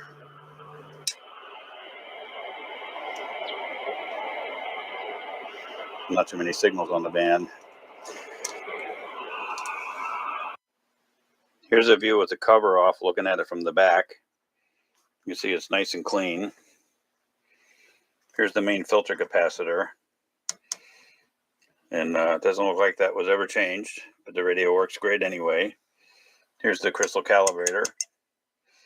This is the antenna trimmer.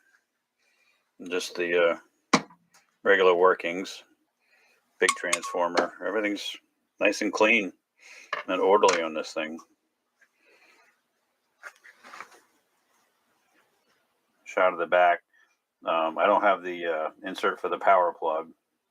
They should pop up on eBay once in a while. Maybe I'll get one at a Hamfest. Antenna connection, S meter adjustment, and an inlet for the converters, 2 meter and 6 meter converters.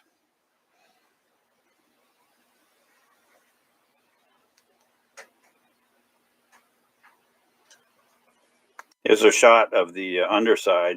You can see it's got all new orange drop capacitors in it. Very well done. Tucked way back in there. And here there's a bunch of, that's hard to get to. I got a friend that's recapping the exact same radio. And he said he's not really looking forward to doing these tucked away back in here. But yeah, what a nice job. Now these things came with a heating element that drew power all the time to keep the inside warm and dry. And this is the heating element. Mine is not working, which is not unusual after all these years. The one my friend is working on, somebody put what looks like an 8 ohm, maybe 10 watt resistor there. And I've got a couple of resistors here that I plugged in last night, and they got a little warm, but don't know if I'm going to do anything like that. Oh, and here's the manual. Wow, excuse me. But that is a beautiful job. I didn't do it. I've recapped a few radios with the yellow poly ones, but I didn't do it. I can't do as good a job as this. He disconnected them right from the solder point. He even put heat shrink on some of them, whoever this was. Sometimes what I'll do is I'll cut it and leave a lead coming off of the terminal or the tube socket, and then I'll attach the new cap to the lead. This was really well done. Okay, now I just want to show off the cabinet, which is in spectacular condition. Very, very few blemishes on it. Looks really nice. These things had a hinged cover. There's the inside. There's the crystal calibrator. And let's see if I have the strength to turn this with one hand. It's really nice.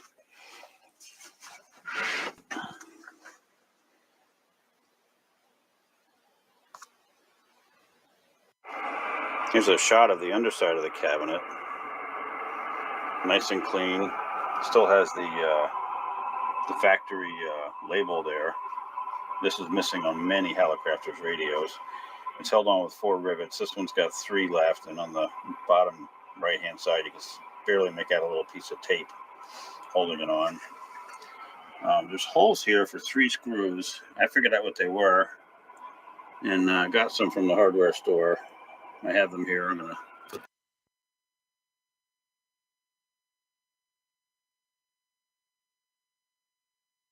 AULA crafters, model S40B. This is a large shortwave receiver sold in the early 1950s. This was a mid-range set for those times. It sold for about $129, starting in 1950 and ran through 1954. I picked this up at a local ham fest. A lot of people in the shortwave listening and amateur radio community refer to these as boat anchors because they are very large and heavy. These radios were commonly used on the amateur bands for a receiver.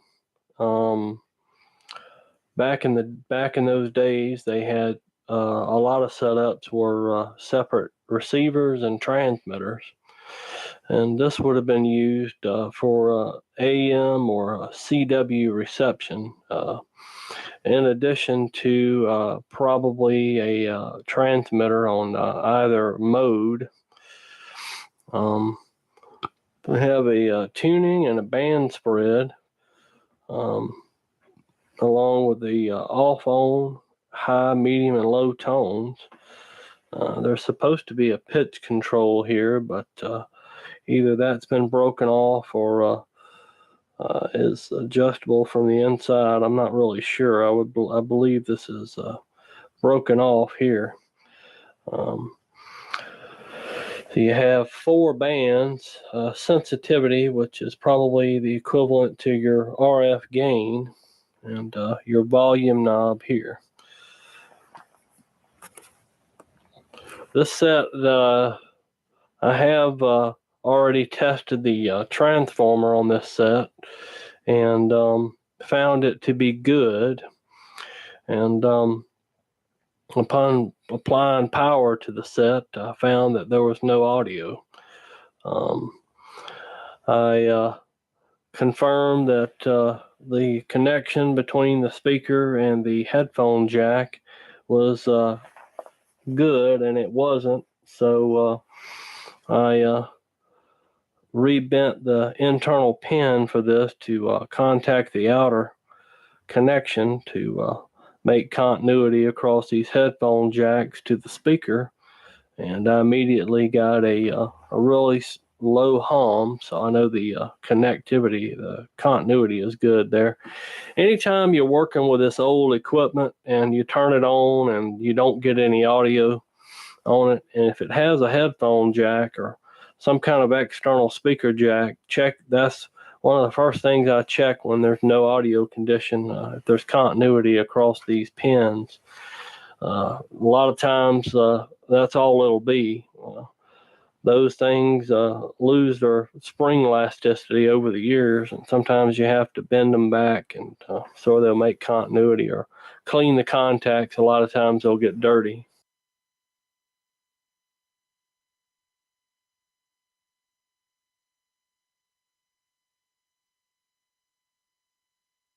Todo mundo.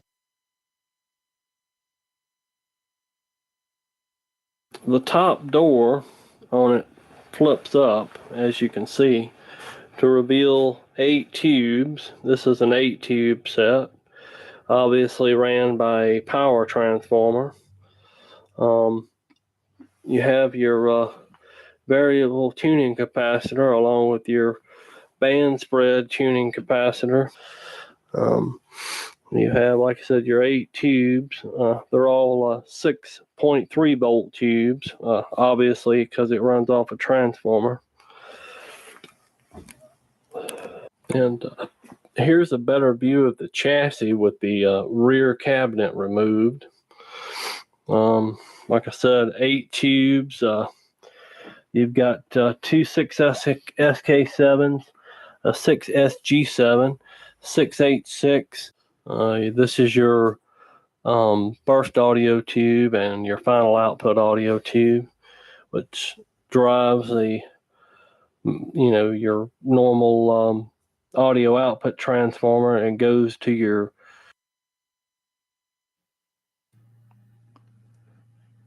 Agora são 7 horas. Lembrando os amigos, temos 2 campanhas em andamento. Campanha de doação de sangue e campanha do agasalho. Apesar de já estarmos na primavera, mas tem noites, manhãs, o dia aí frio, nublado, com garoa, né? Enfim. Então, quem puder colaborar, primeiro, doação de sangue. Temos aí os hemocentros, hospitais, pertinho da sua casa ou do batente, tá? Coisa de alguns minutos, onde tirar um pouquinho de sangue, e com esse pouquinho de sangue você salva uma vida, ok? Quem puder, colabore, doe sangue e salve uma vida. E também colabore com a nossa campanha do agasalho. São caixas de papelão ali em frente de supermercados, na frente ali de farmácias, repartições públicas, enfim. Dá uma lavadinha nessa roupa, põe num plástico e colabore com a campanha, ok? Estamos ao vivo lá na internet, no YouTube. Quem quiser acompanhar a rodada Alto-falante lá na internet, entra no YouTube, digita a rodada Alto-falante e clica no ao vivo. Em qualquer lugar do planeta, você acompanha a rodada, ok? Diariamente em 2 edições. E sábados, domingos e feriados, edição única, sempre na parte da manhã. E vamos em frente. Já eu passo aqui os pontos de encontros dos radioamadores. Temos alguns, então já eu falo de cada um, endereço e demais informações, ok? E vamos em frente. Lembrando que já tivemos a aula de CW, aula comando de rodada, legislação e falando das tabelas das bandas do radioamadorismo. Quem perdeu, segunda edição, 17 horas, repeteco, ok? E vamos em frente. Oportunidade com um bom dia. Way to attack this would be to use the signal tracer to try and trace the audio before the audio circuit, probably in the IF can area, and see if we get a signal. Okay, I'm going to start trying to trace the signal in the radio and see if we get a signal coming from this last IF transformer right here. See if we get a signal right here.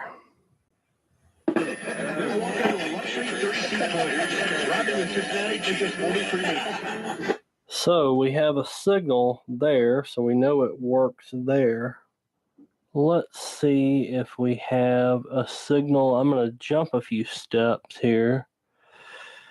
Here is the output of the volume pot right here. We do have a signal there. So let's see if the output of the first audio tube is working here. This is the plate.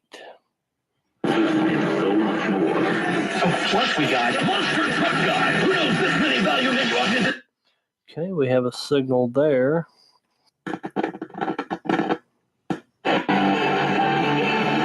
Okay, it's going across that cap. I just replaced that cap. That cap was not the problem, obviously. So what I want to do now is see if it's getting across the output, getting across this tube here. Oh yeah, we got a more than stout signal there. I'm going to reduce the volume. .com. WTAM 1100, home of the Cavaliers. Issue donation tags now on News Radio WTAM 1100, home of the Cavs. What I want to do is take this. I want to take this wire off of this transformer here and see what's going on with this transformer. I've got a suspicion it's open. So I think we need to take these leads off of here and check the ohms on that thing and see if it's open. And measuring our wire.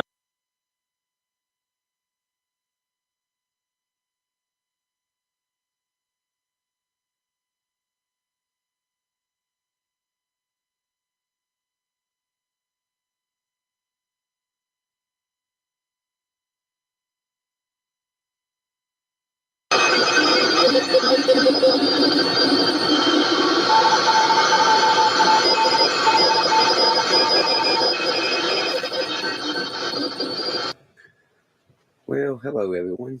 On the bench today, it's the helicopters. This is the model SX-42, and it belongs to a local, and he purchased it a while back. The radio is supposed to have been recapped and everything, but resistors replaced. But it does need some cosmetic repair. But there's two things that he's having a problem with. One is the S meter is intermittent, and the other issue is with the main tuning and band spread tuning. Now on the SX-42, it's a little different than most of your standard radios. You have a main tuning knob here that tunes the main tuning dial, and then here is your band spread, which tunes the band spread dial. And to do this, you got this little knob in the middle that you always turn to the right. When the cam is disengaged, you turn the knob on the back, and that turns your main tuning dial, as you can see. But when you flip the knob over to one click, it's supposed to disengage the main tuning and tune the band spread. But you can see what's going on here. You see both dials are turning.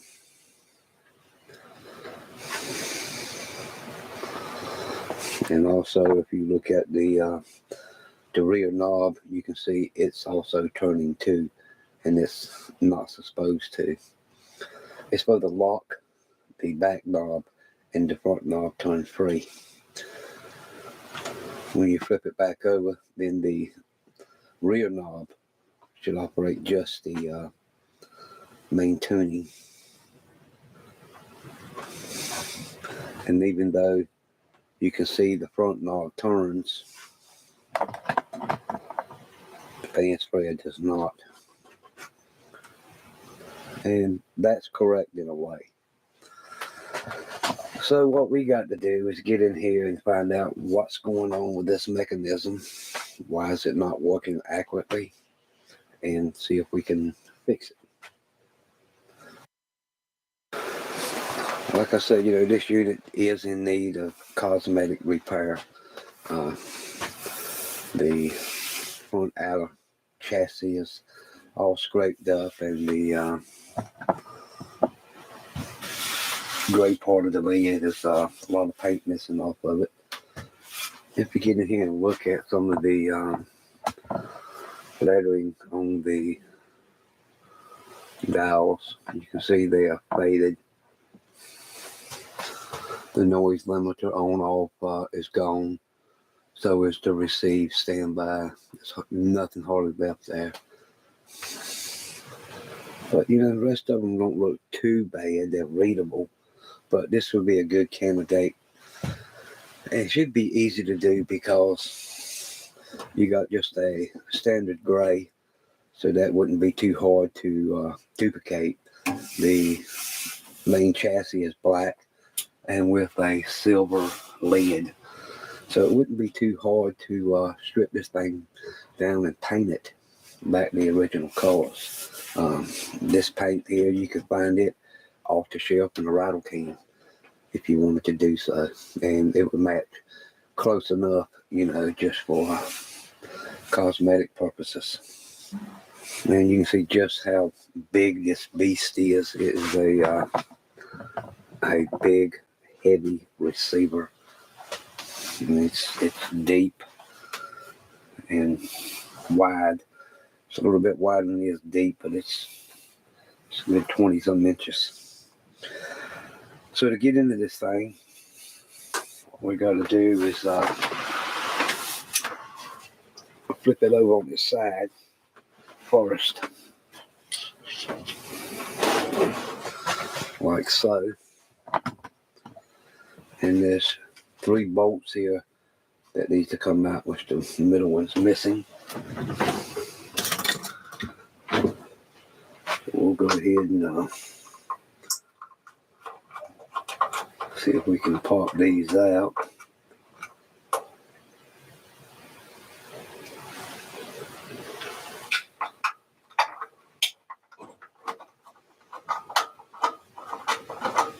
If you're going to do it on the side like this, you want to take these out first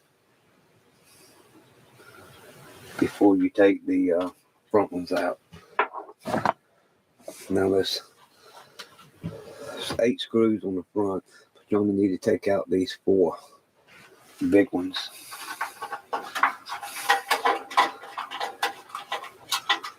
And again, no, I'm not using no power driver. I never do on vintage equipment because I like to be in control. Yeah, it's scratched up. It's got some issues, but no need of damaging it further, especially with a power tool.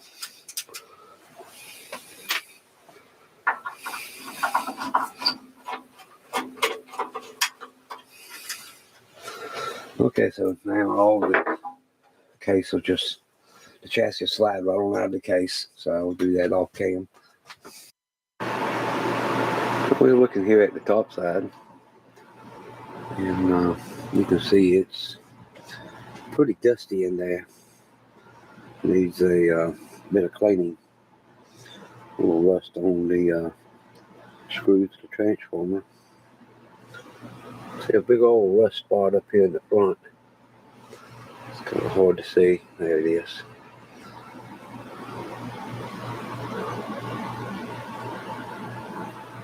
It's not too awful bad. It should clean up pretty good. Back side looks real good. You see the helicopter's decal is still in place. See some dust bunnies underneath the hood. Needs to be cleaned up. But it doesn't really look too awful bad. Let's take a look at the bottom side. So yes, I can verify it has been recapped. You can see all these polyester tubular caps have been installed. It looks like about every cap has been changed. I don't see none that hasn't been, other than the molded micro square domino caps still in place. But usually in this type of circuit, they don't go bad. The electrolytic can capacitor is still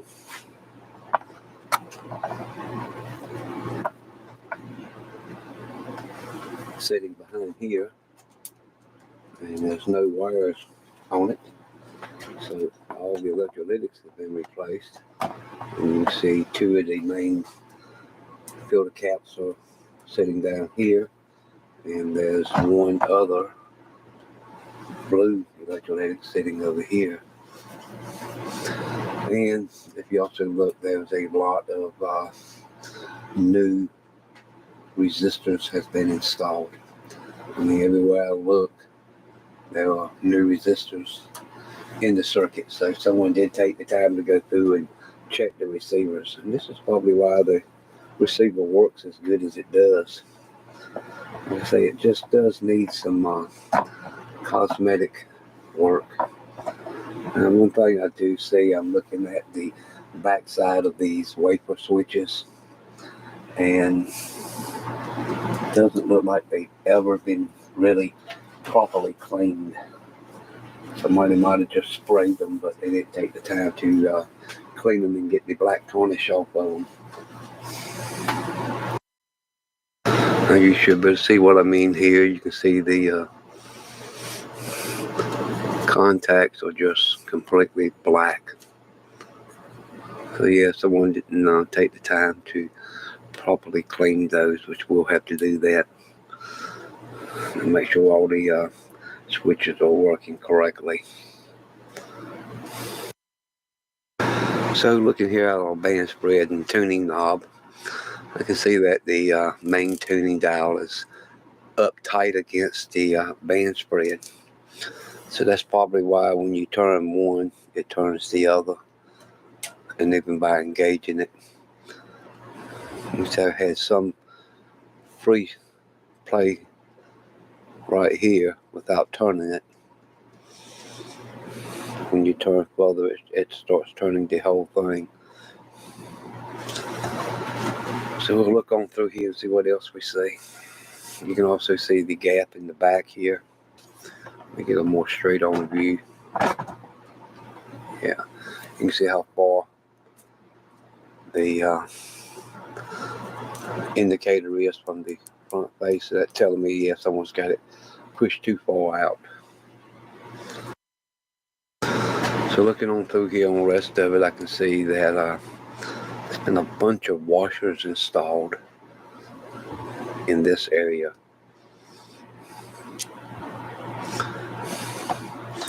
We can see our brake mechanism. It disengages it when you turn this little center knob. See, that releases it. And what that does, that releases the main tuning knob and lock the band spread. So here's a little bit better angle. You can see that the band spread is locked and the main tuning is unlocked. And when I rotate it, you can see the band spread stays still where it's supposed to turn. You can see the gearing here for it.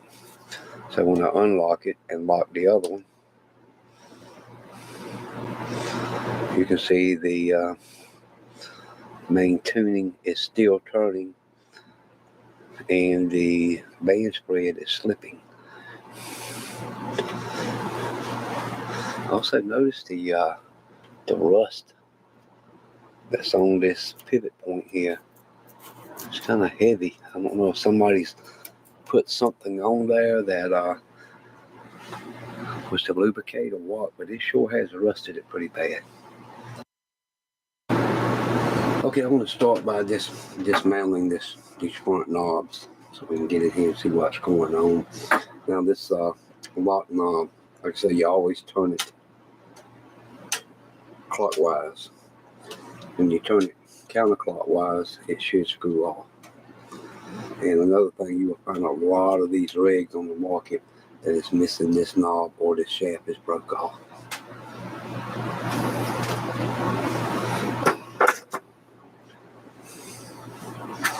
So if you look, you don't see a set screw around the perimeter of this knob.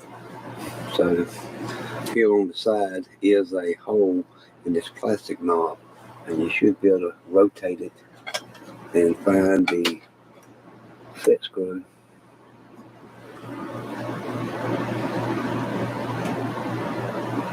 For this knob. Okay guys, so looking at this thing, I think all the issues with the gear drive with the band spread. The reason why everything was turning, regardless of which knob you turn it, was that these two knobs here was jammed together tight. And I know it felt real, stiff tuning it. So lined up this hole.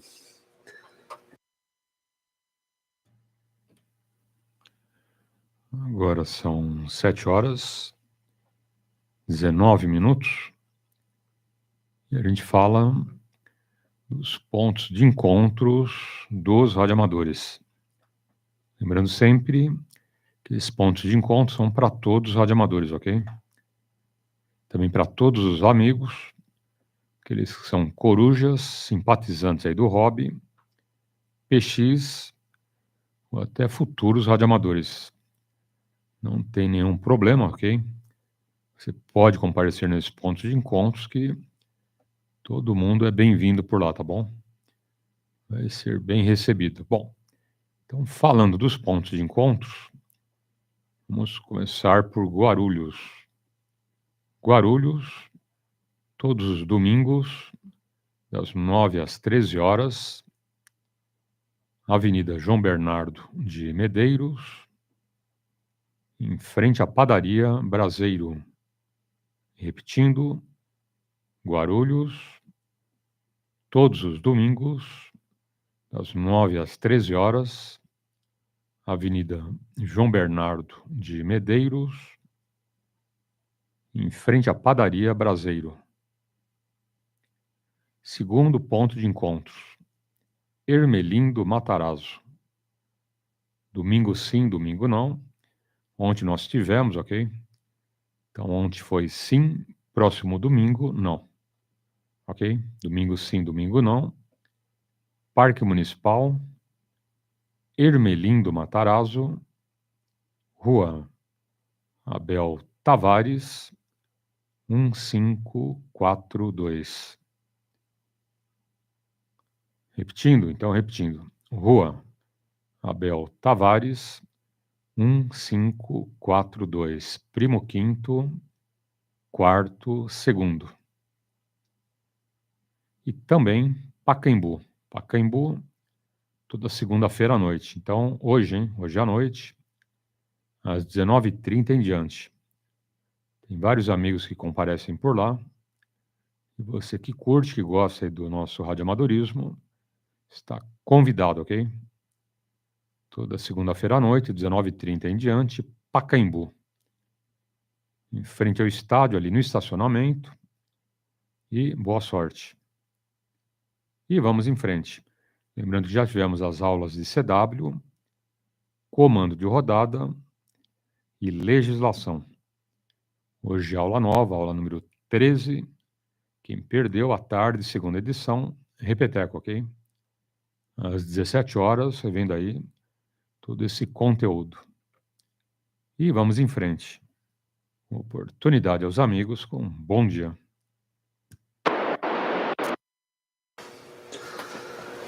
The bad thing is, we'll probably never find an original spring washer to go back in there. And if we do, to replace it, all this front panel, everything has to come out just to get these shafts out. If you could get the cam mechanism shaft out, which is going to go out, that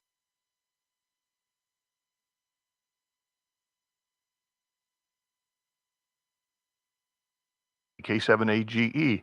After my visit to W1AW and the headquarters building, I went up to the Vintage Radio and Communications Museum in Windsor, Connecticut. Now, this is about 20 minutes north of W1AW, still on the way to the Bradley Airport.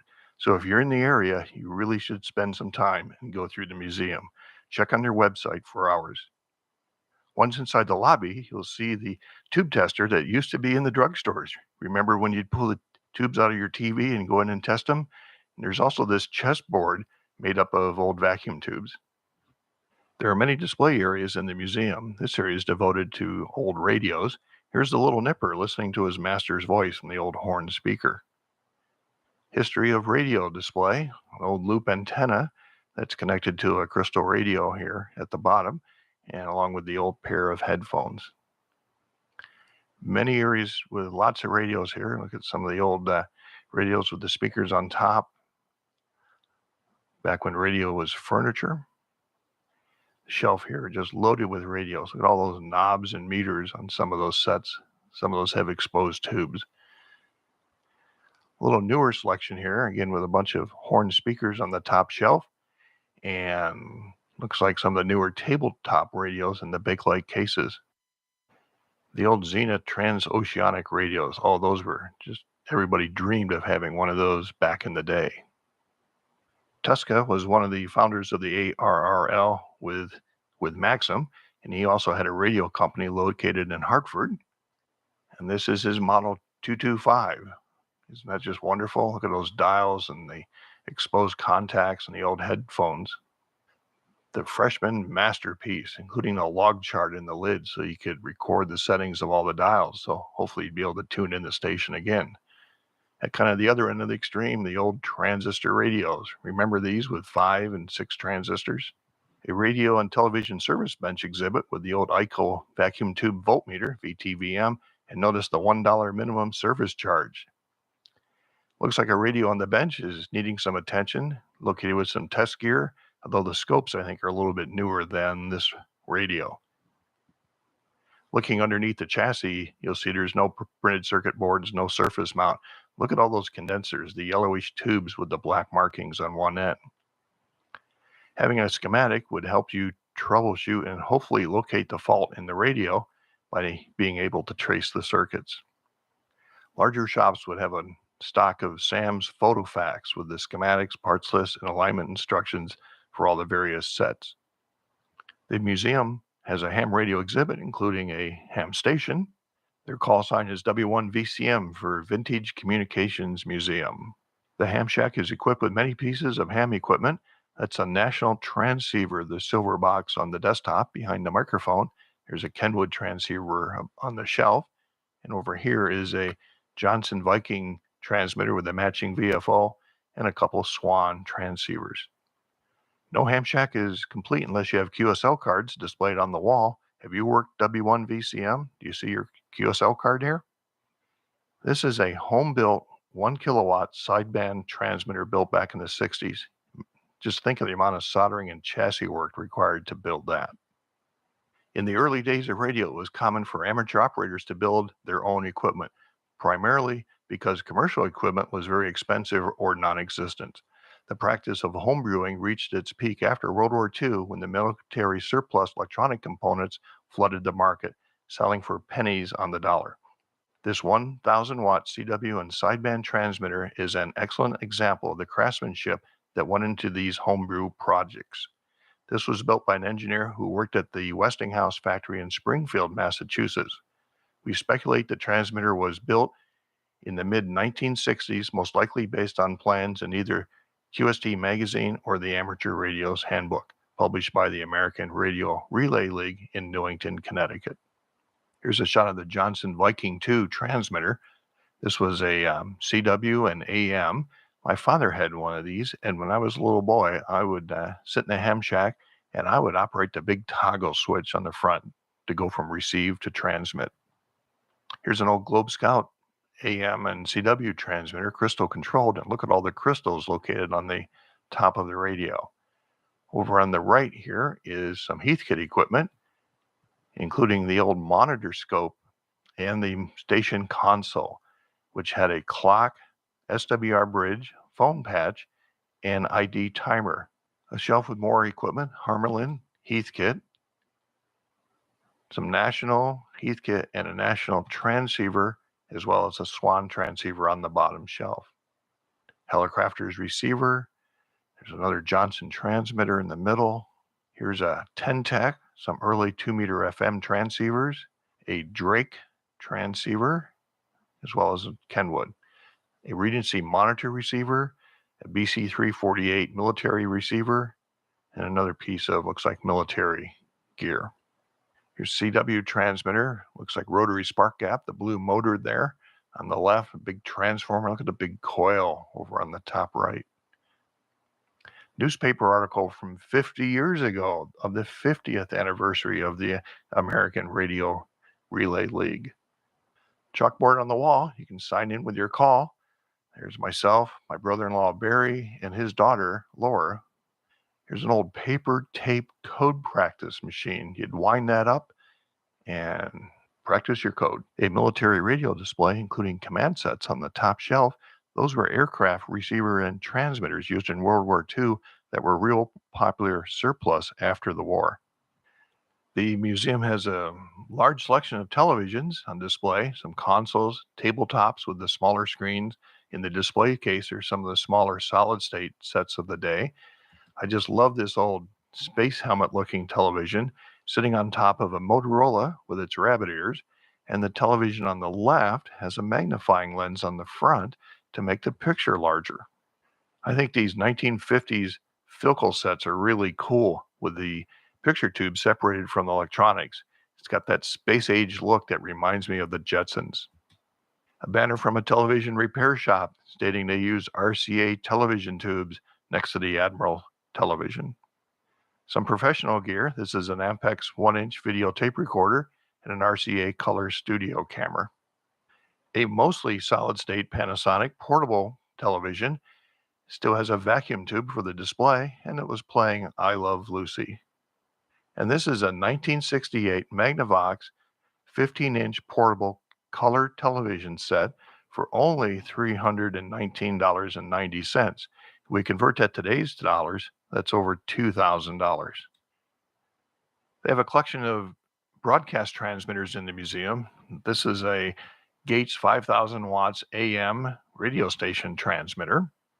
It's a Gates radio transmitter, model BC5P, operating on 1080 kilocycles, not kilohertz.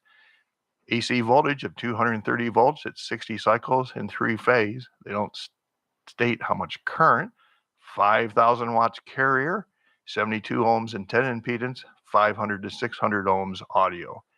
Gates Radio Company, manufacturing engineers since 1922 from Quincy, Illinois, USA. Picture inside of the RF deck of the transmitter. You can see the big old vacuum tubes with the plate caps on the top, roller inductors. Look at the big copper strap. That's all part of the output tank circuit. A view of another one of the decks inside of the transmitter. You can see the vacuum tube at the top. Danger, high voltage. Turn off power before servicing, otherwise it'll knock you on your butt. This is a very early, maybe the first RCA FM radio station transmitter. And you can see the tubes through the windows on the front. On the left is the rear of the RCA transmitter, and on the right is a newer Collins FM radio transmitter. Another area of the museum has old hi-fi and stereo equipment that says, before you buy a new stereo, consider why some people would rather own a used Macintosh than anything else. And they don't mean computer. This is a Dyna preamp and an H.H. Scott FM tuner. These were the hot components back in the day. Here's a pair of 6L6s in the final stage on this L-Tech audio amplifier. And if you couldn't afford the Macintosh, you probably built yourself a Heathkit and ended up with an amplifier that looked like this. Hanging on the wall in the men's room were several old front pages from newspapers, including this one from a Hartford paper. It says Nixon resigns. Springfield Daily News, President Kennedy shot in Dallas Street, gunfire. Assassin's bullets hit head as bubble top car is target. Kennedy is murdered. Suspects held, denies guilt, and Johnson is sworn in. From the afternoon edition of the Cincinnati Times-Star states, beachheads are established soon after invasion is begun. Nice display case in the museum filled with vacuum tubes of all different sizes and shapes and colors, some odd shapes on the bottom shelf. Here's a close-up of some of the old blue tubes. You can see a couple of them have plate caps, and on the end is a series of clear glass tubes. This is a big old Westinghouse transmitter tube. Boy, if you had one of these in your ham station, you were hot stuff. Materials used in RCA radio tubes. Boy, I'm not sure I'd want to be around where these things were manufactured back in the day. What do we got? Zinc chloride, iron, marble dust, wood fiber, strontium nitrate, lead oxide, zinc oxide, strontium carbonate, sodium nitrate, silver oxide. Boy, OSHA would have fun with this. If you used vacuum tubes, you probably used a vacuum tube tester. The meter would tell you when it was time to replace the tube, if the tube was getting weak, or if it was still good.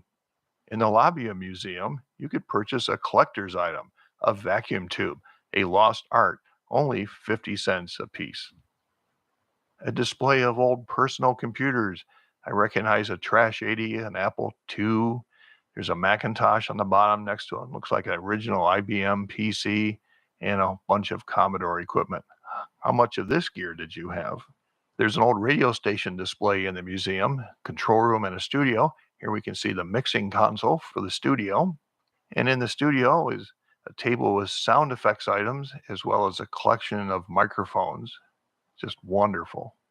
Some more of the microphones. I wonder if you can still buy that perforated wall soundproofing tile today. Located on the sound effects table are items like coconut halves, which would be used for horse hooves. There's a chime for the NBC chime.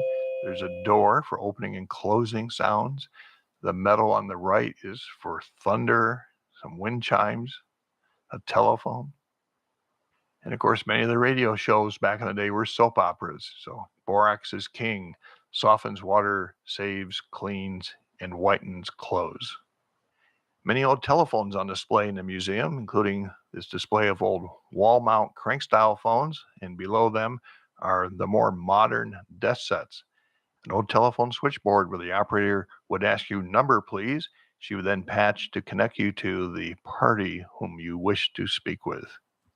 An old wood-style telephone booth in front of racks of central office telephone equipment used for switching, monitoring the telephone lines. Local 1298 on strike against SNet, hanging in front of more old telephone central office equipment. A Snoopy and Mickey Mouse telephone, and the doll behind them with the Bell emblem on her t-shirt. And I would like to thank Chris Kelling, N1WKO, for showing me around the museum. We had a great time. They have a lot of equipment there. Make sure you devote several hours to see everything. Thanks for watching. This is Randy, K7AGE 73.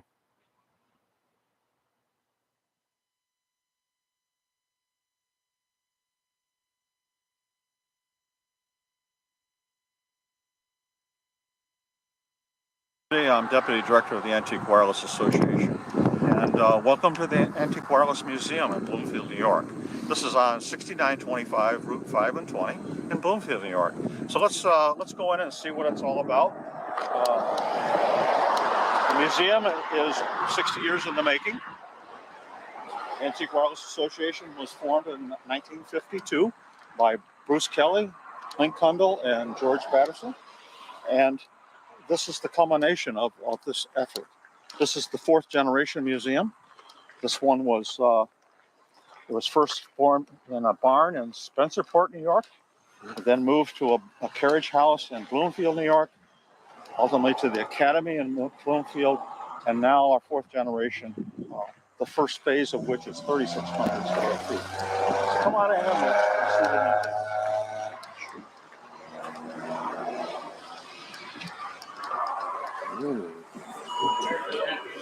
Upon entering the door, one of the things that I always want people to do is stand here and look in front of you and tell me what you see. What do you see when you look around, look up, look around? Do you see all the different kinds of effects that we've tried to make in this museum? Immediately to my left is going to be a store.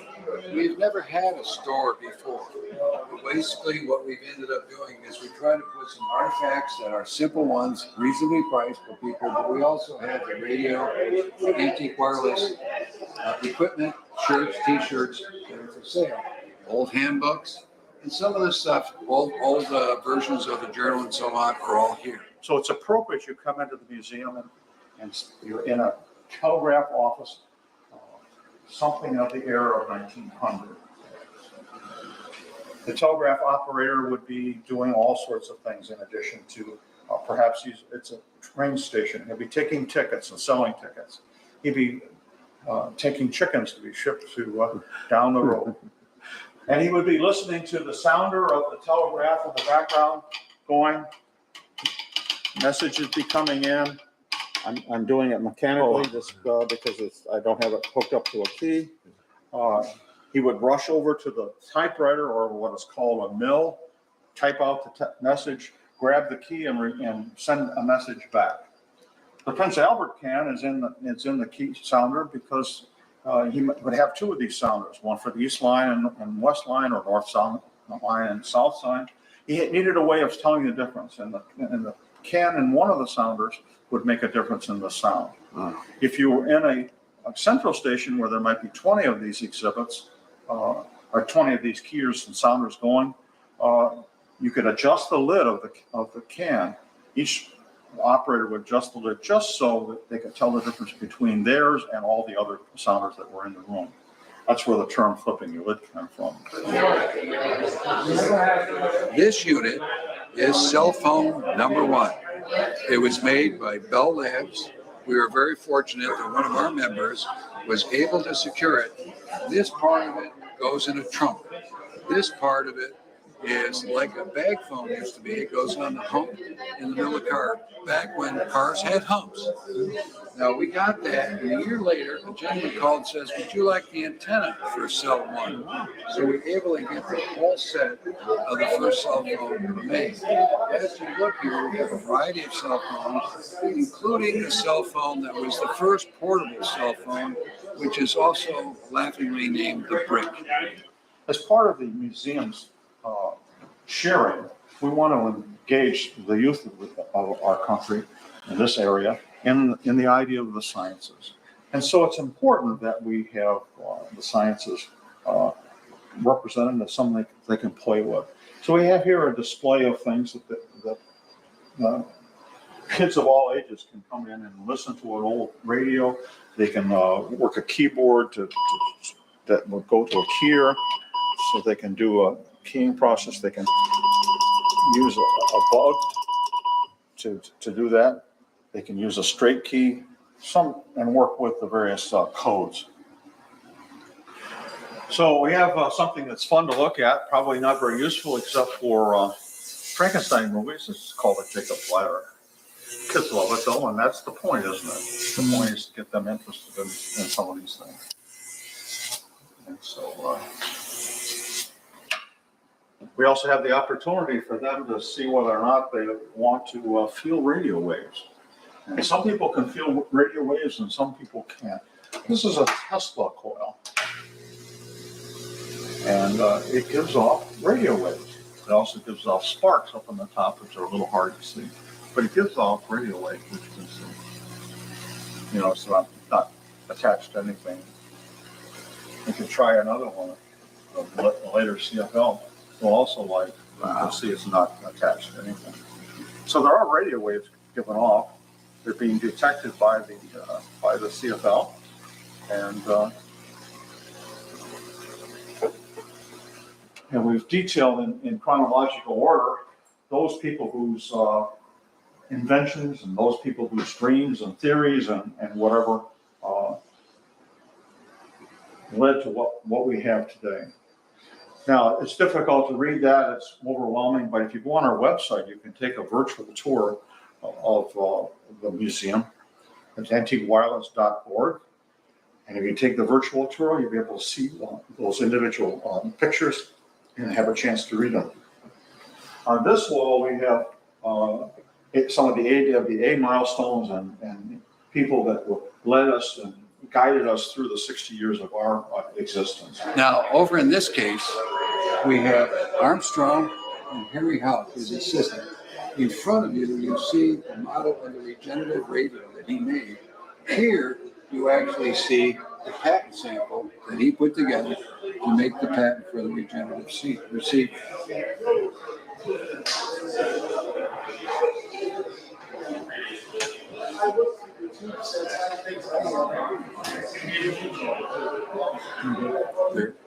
In the case right below you is the first FM transmitter, components of it. It was first used on the Empire State Building, broadcasting out to Long Island, where he had some of his friends listening for the first FM signal. The first FM signal was a way that they could practically get rid of the static. Most of the theories of underlying radio came out of this era. You have the Hertzian resonator or Hertzian ring. Heinrich Hertz was the first to contemplate and test the idea that if he put a spark across those two balls at the top of that Hertzian ring, and he had a similar ring across the room, the other ring would resonate and spark in addition to it. He was demonstrating that radio waves actually could were energy transmitted across the room. He didn't do anything with it per se. He didn't. It was those that followed him, like Marconi, to push that concept further. This is a copy of the newspaper that was put out Monday, May 17th, 1909. What we did is we replicated that station right here.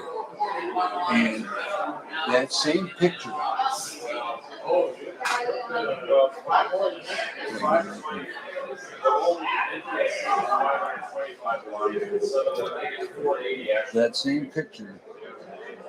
is depicted in the Buffalo Evening News 2 days ago. So they have what we have. If you compare the two pictures, it's not their picture, it's our picture.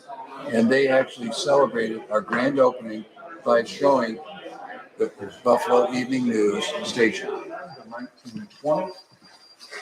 This is where you began to pick up radios that started to look like radios. They had tubes in them. This is where the era of radio during military, they began to put radios in the field. They put them on submarines. They put them in aircraft because information in a military sense was the difference between victory and not victory. Before that line, and then during this period as well, they used telegraph to send signals back and forth. But telegraph was subject to the wire being broken, and so it was not as reliable, or turned out to be not as reliable as wireless. But radios are starting to look like radios. You see dials on there with frequencies that you might begin to recognize, and you begin to see the beginnings of radios that we would recognize today. In this room, starting here, this is a radio that was designed to be on muleback.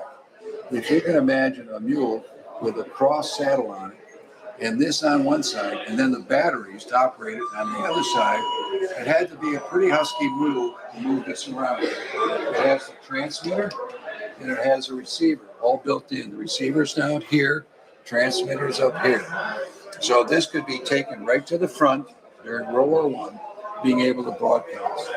These other radios, this is on an airplane known as an aeroplane, not airplane like we talk about, but that was in the French front in one of the planes, more than likely like a Curtiss Jenner.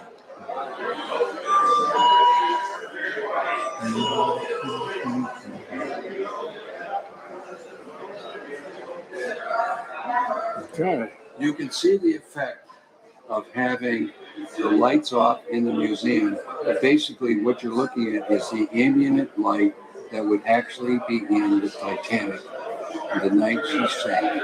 And the panels that you see on the side are panels from real ships that existed the same time as the Titanic. All the equipment on the desk was the Titanic. The keys are original type of the same period. The coil, the detector, magnetic detector, the multiple tuner. These are all pieces of equipment that would have been on that ship. You have one of the original uniforms right here. You have the original hat. And the thing that was actually surprisingly hard for us to come up with was this gimbaled light. But I have right next to me the expert Marconi, who says few words, but Jim Cruiser is the one who developed this. So I just want to make sure everybody knows Jim.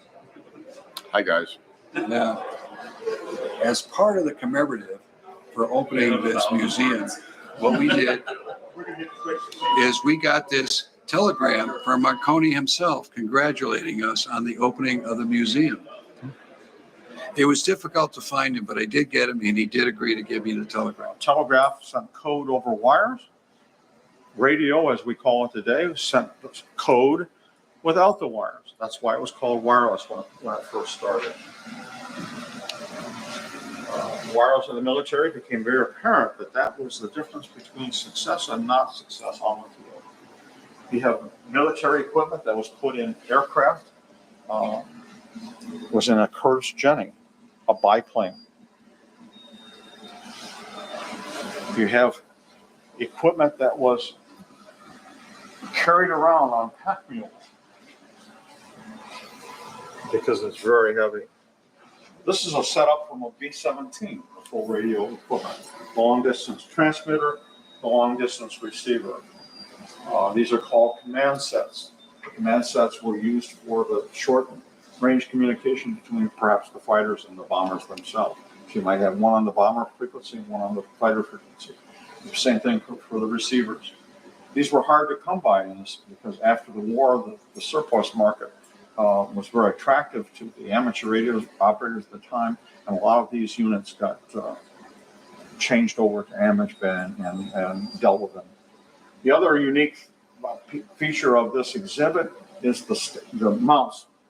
The mounts were attached to the plane themselves, even though you could detach these and slide new ones in and out, the new command sets. The mounts were in the aircraft. Aren't too many aircraft survived, so it's kind of the mounts themselves are far more unique than the command sets themselves, and far harder to come by. Behind you, we have what we call the entertainment area. Now, this entertainment area is what happened before radio. In 1921, radio came into existence, but in everybody's parlor up to that point in time, we have all these different devices. This is an Edison cylinder machine. It has a diamond stylus. It has a Bakelite record. As we lower the needle to the record,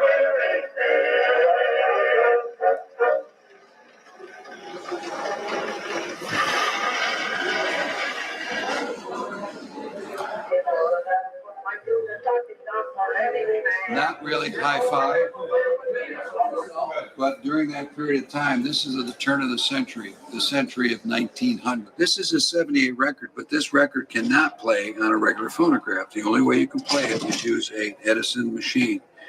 This arm back here is not fed by the groove in the record. There's actually a lead screw in the back, so it moves across the record based on where this lead screw takes it. So I'm going to start this record, and I'm going to lower the head, and when I come on the record, you will start to hear it.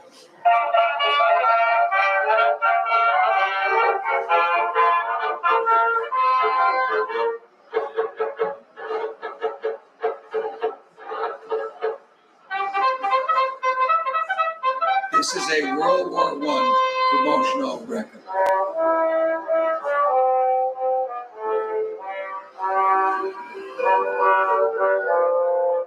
From that system, we go now to the system that's most commonly known, which is a straight 78 record. That's this machine. This machine is kind of interesting because it is designed to work with a regular 78. It has a needle stylus, which is different than the other two machines. I'm going to crank it up here to give it some power to get it along. I'm going to unlock the stop. Once I get it up to speed, I'm going to place the stylus gently on the record.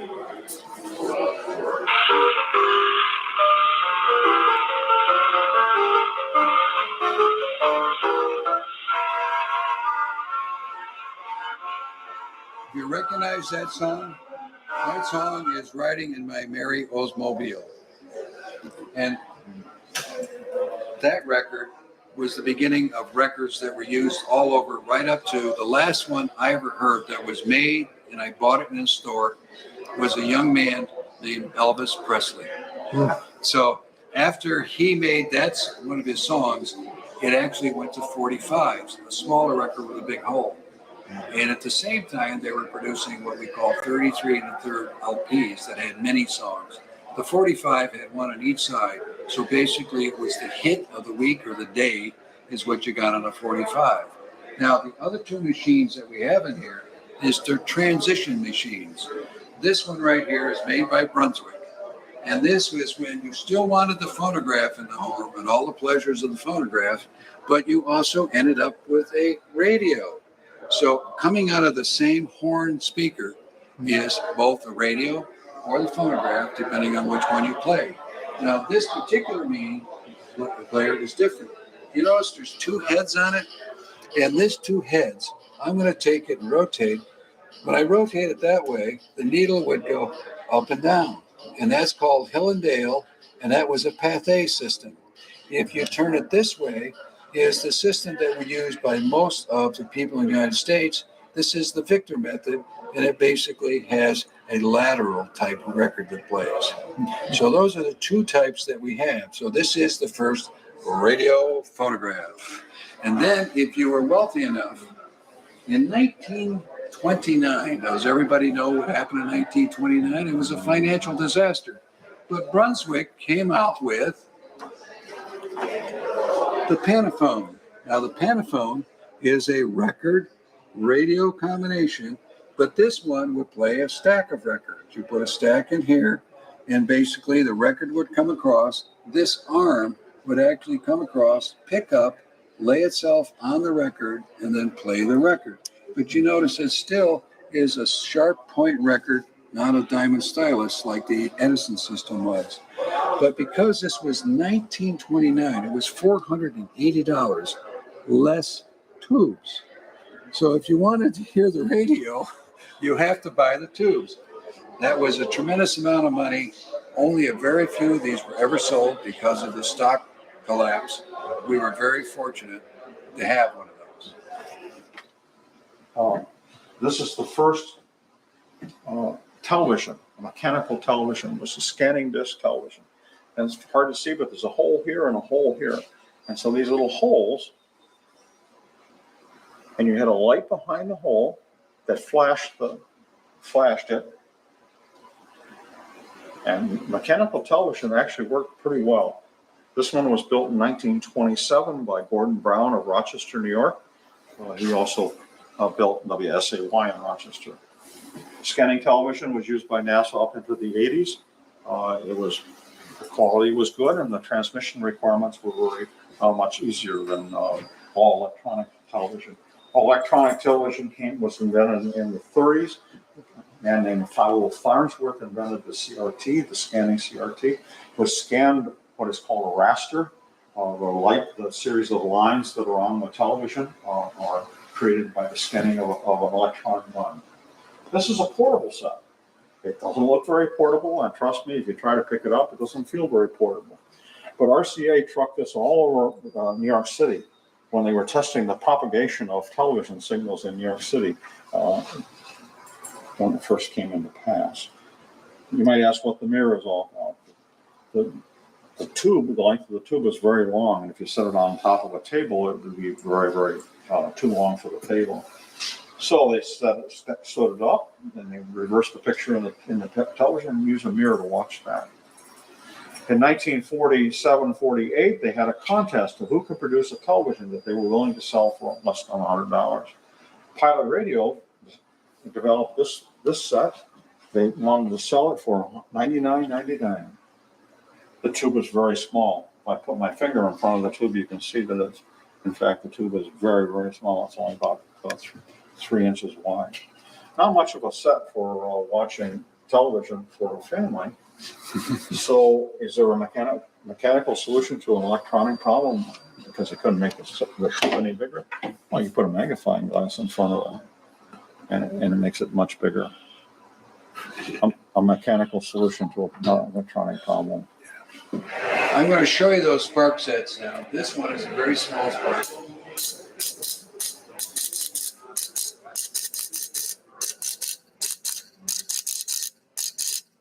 Then we go over with a bigger spark, and this is a rotary spark. The reason why it's a rotary is to keep the spark components cool. So you kept changing from one to the next.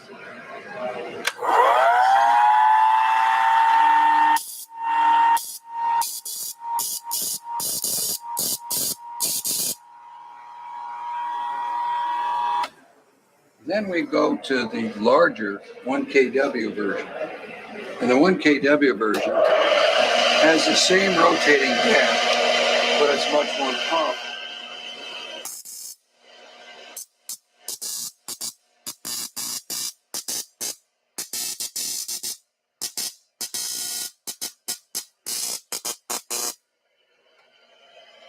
That gives you an idea of the early Spark sets. This was the Spark side. This was the detector side, or the radio side. This is what we call our Gernsbach store, because Gernsbach wrote an amazing amount of material in the form of magazines and books and articles. The first scheduled broadcast of KDKA in Pittsburgh, Pennsylvania was in November of 1920. And the term scheduled is important because it was the first one that was actually scheduled. There were other stations that were on the air before that. It was interesting that they would schedule a broadcast in 1920. There were relatively few radios that could listen to them.